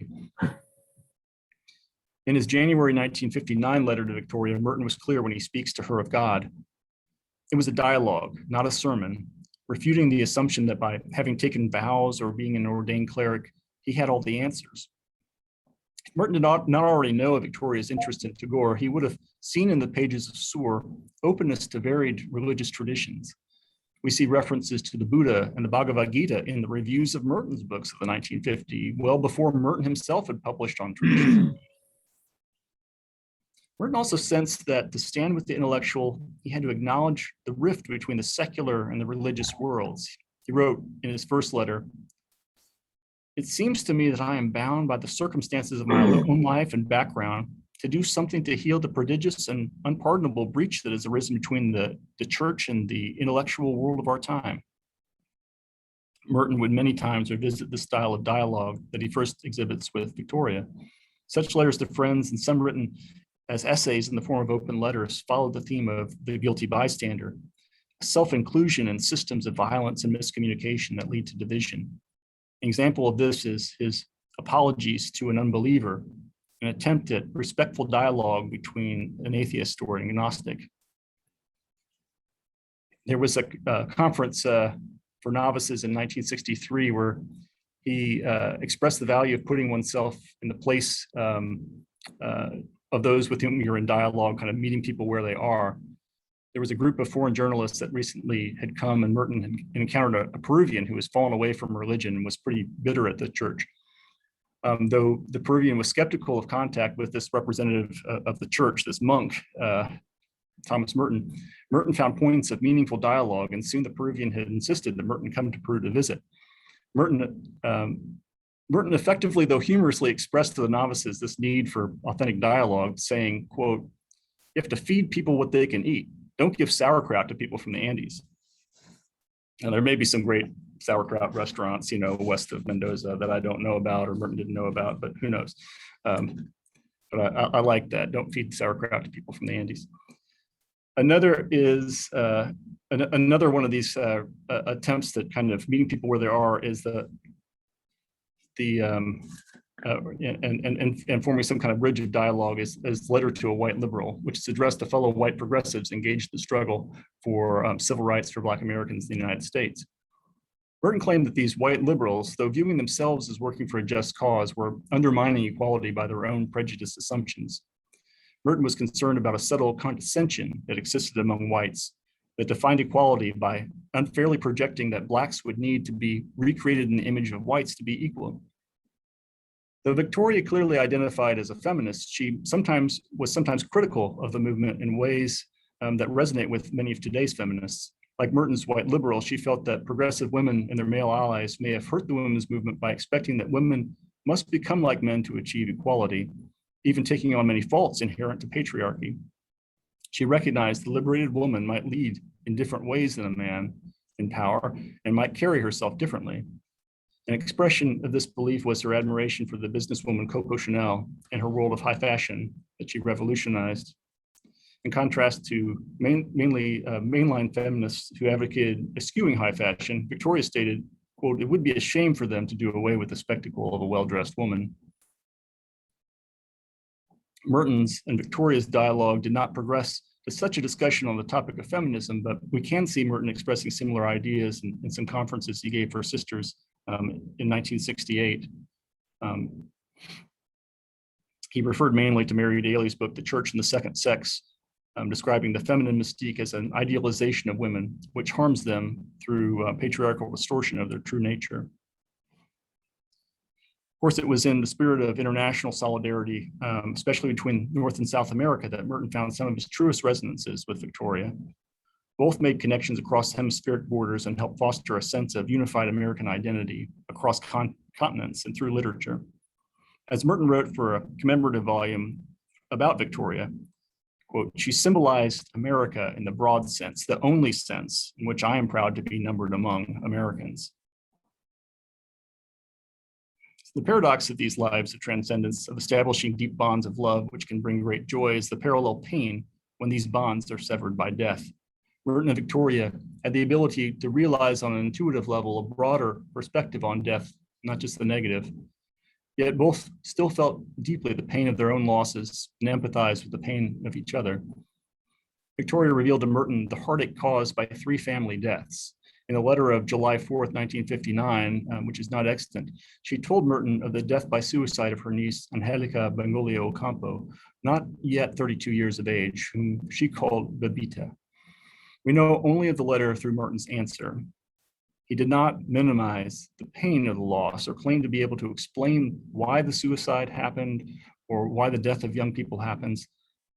Instead, he connected her death to a larger illness shared by humanity. Merton wrote, quote, "Everyone, the whole world is very sick. If Bebita has died, it is because we are all very sick in one way or another."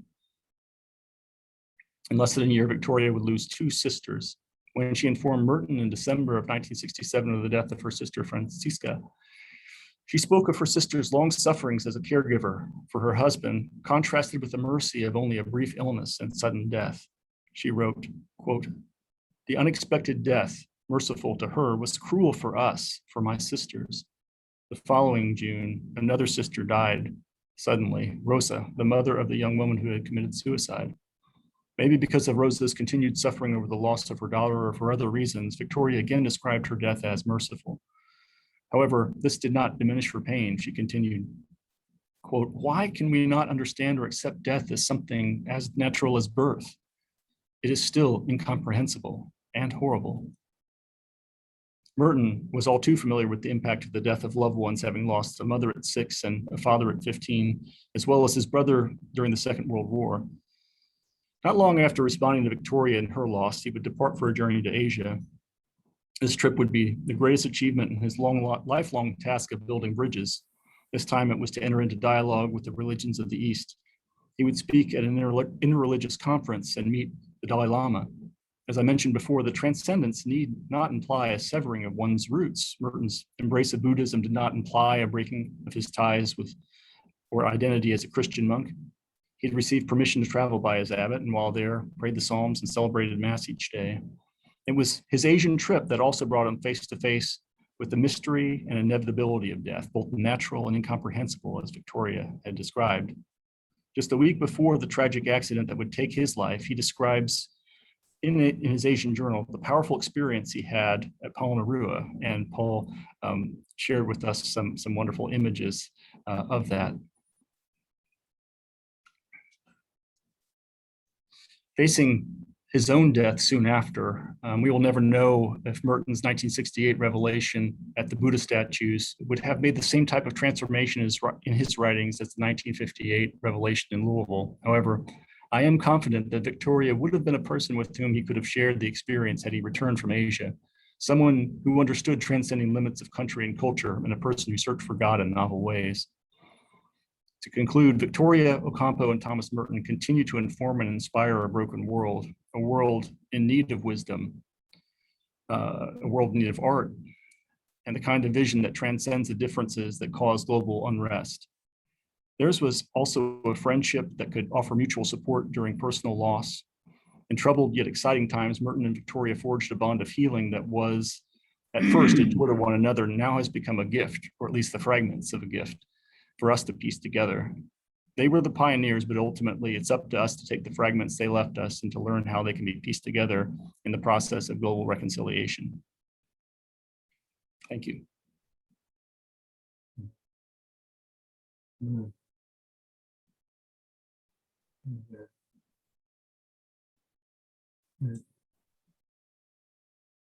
Well, thank you, Mark. Again, this, apart from the insightful presentation on these letters, I am sure that our students at UNCuyo will also benefit not only in their getting to know more about Merton and Ocampo, but also because what you have presented is connected to some of the material they have worked during the workshop.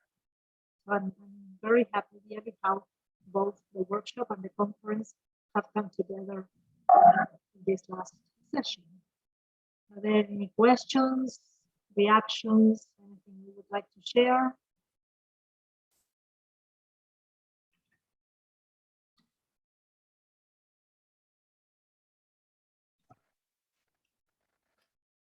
Hi.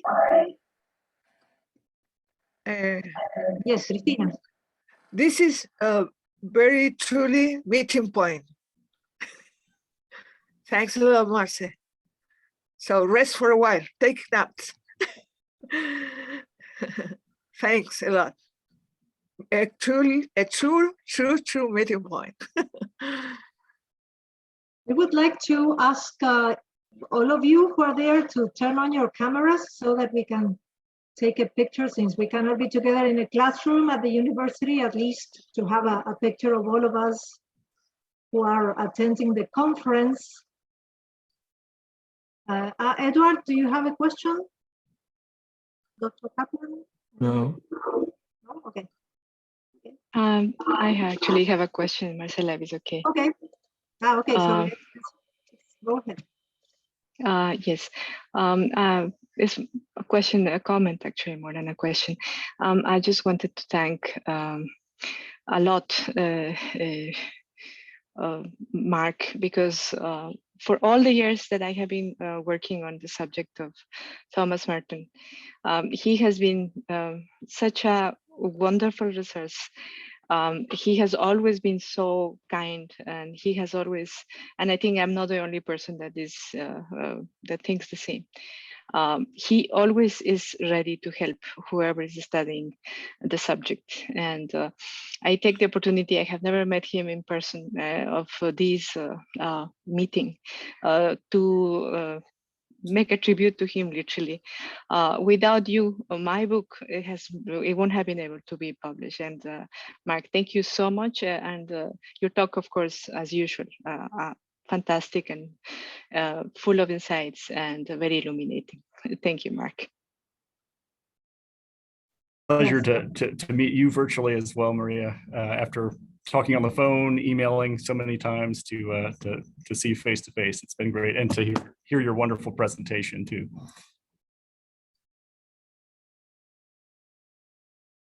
Okay, I second Maria's words, as I said at the beginning, because my research and much of the material that I have shared in classes with my students, and my colleagues, and the people at the Argentine Westlands Merton chapter will be possible. So thanks a lot, Mark. And okay, since these are the last minutes of the conference, I would like to thank the people who have made all this possible. First of all, I'd like to share once again our sponsors. Then we are going to be contacting you, the speakers, in the next few days, next week, so that you send us, those of you who haven't done so far, the final versions of your papers, so that eventually we can publish the book, thanks to these people who have sponsored us. I want to thank all of our guest visitors, okay, all of the guest speakers, because you have been so generous. I understand that in normal situations and in universities elsewhere, people get honoraries for their participation in conferences, but because this is a state university and we are state funded, it means that we are funded for undergraduate classes only. So everything else is done by our mere effort. And so I really want to thank you for your absolutely generous participation. You are authorities in this field, and you have shared with us, teachers and also students and friends at UNCuyo. So I'm very thankful for that.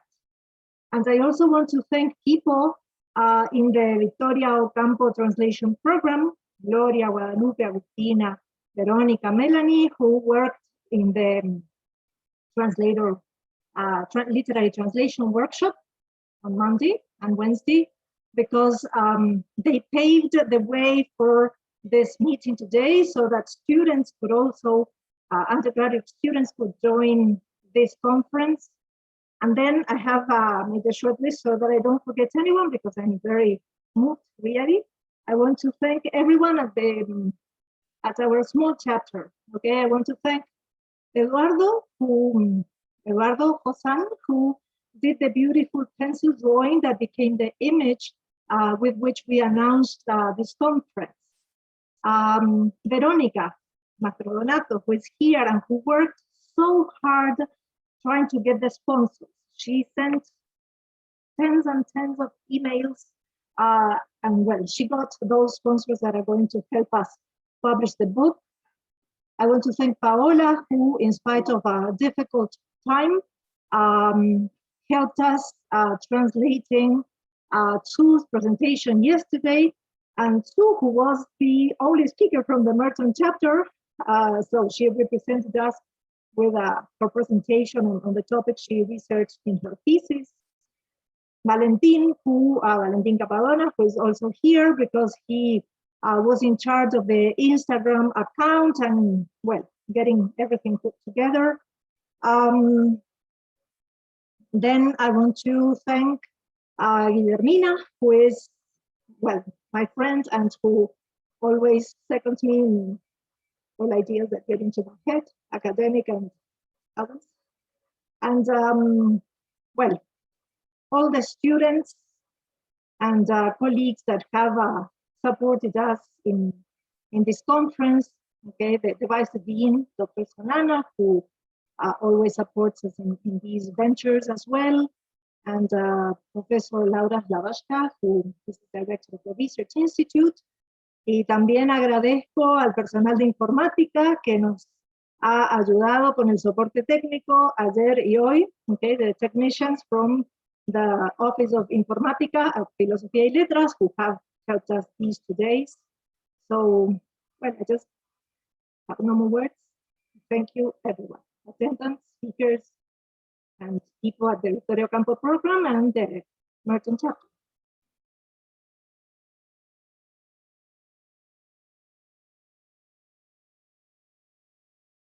And hopefully we'll meet again in 2 years, probably. This time it was 3 years because of the pandemic. Hopefully we'll meet sooner next time. Thank you, Marcela, for being the soul of this event.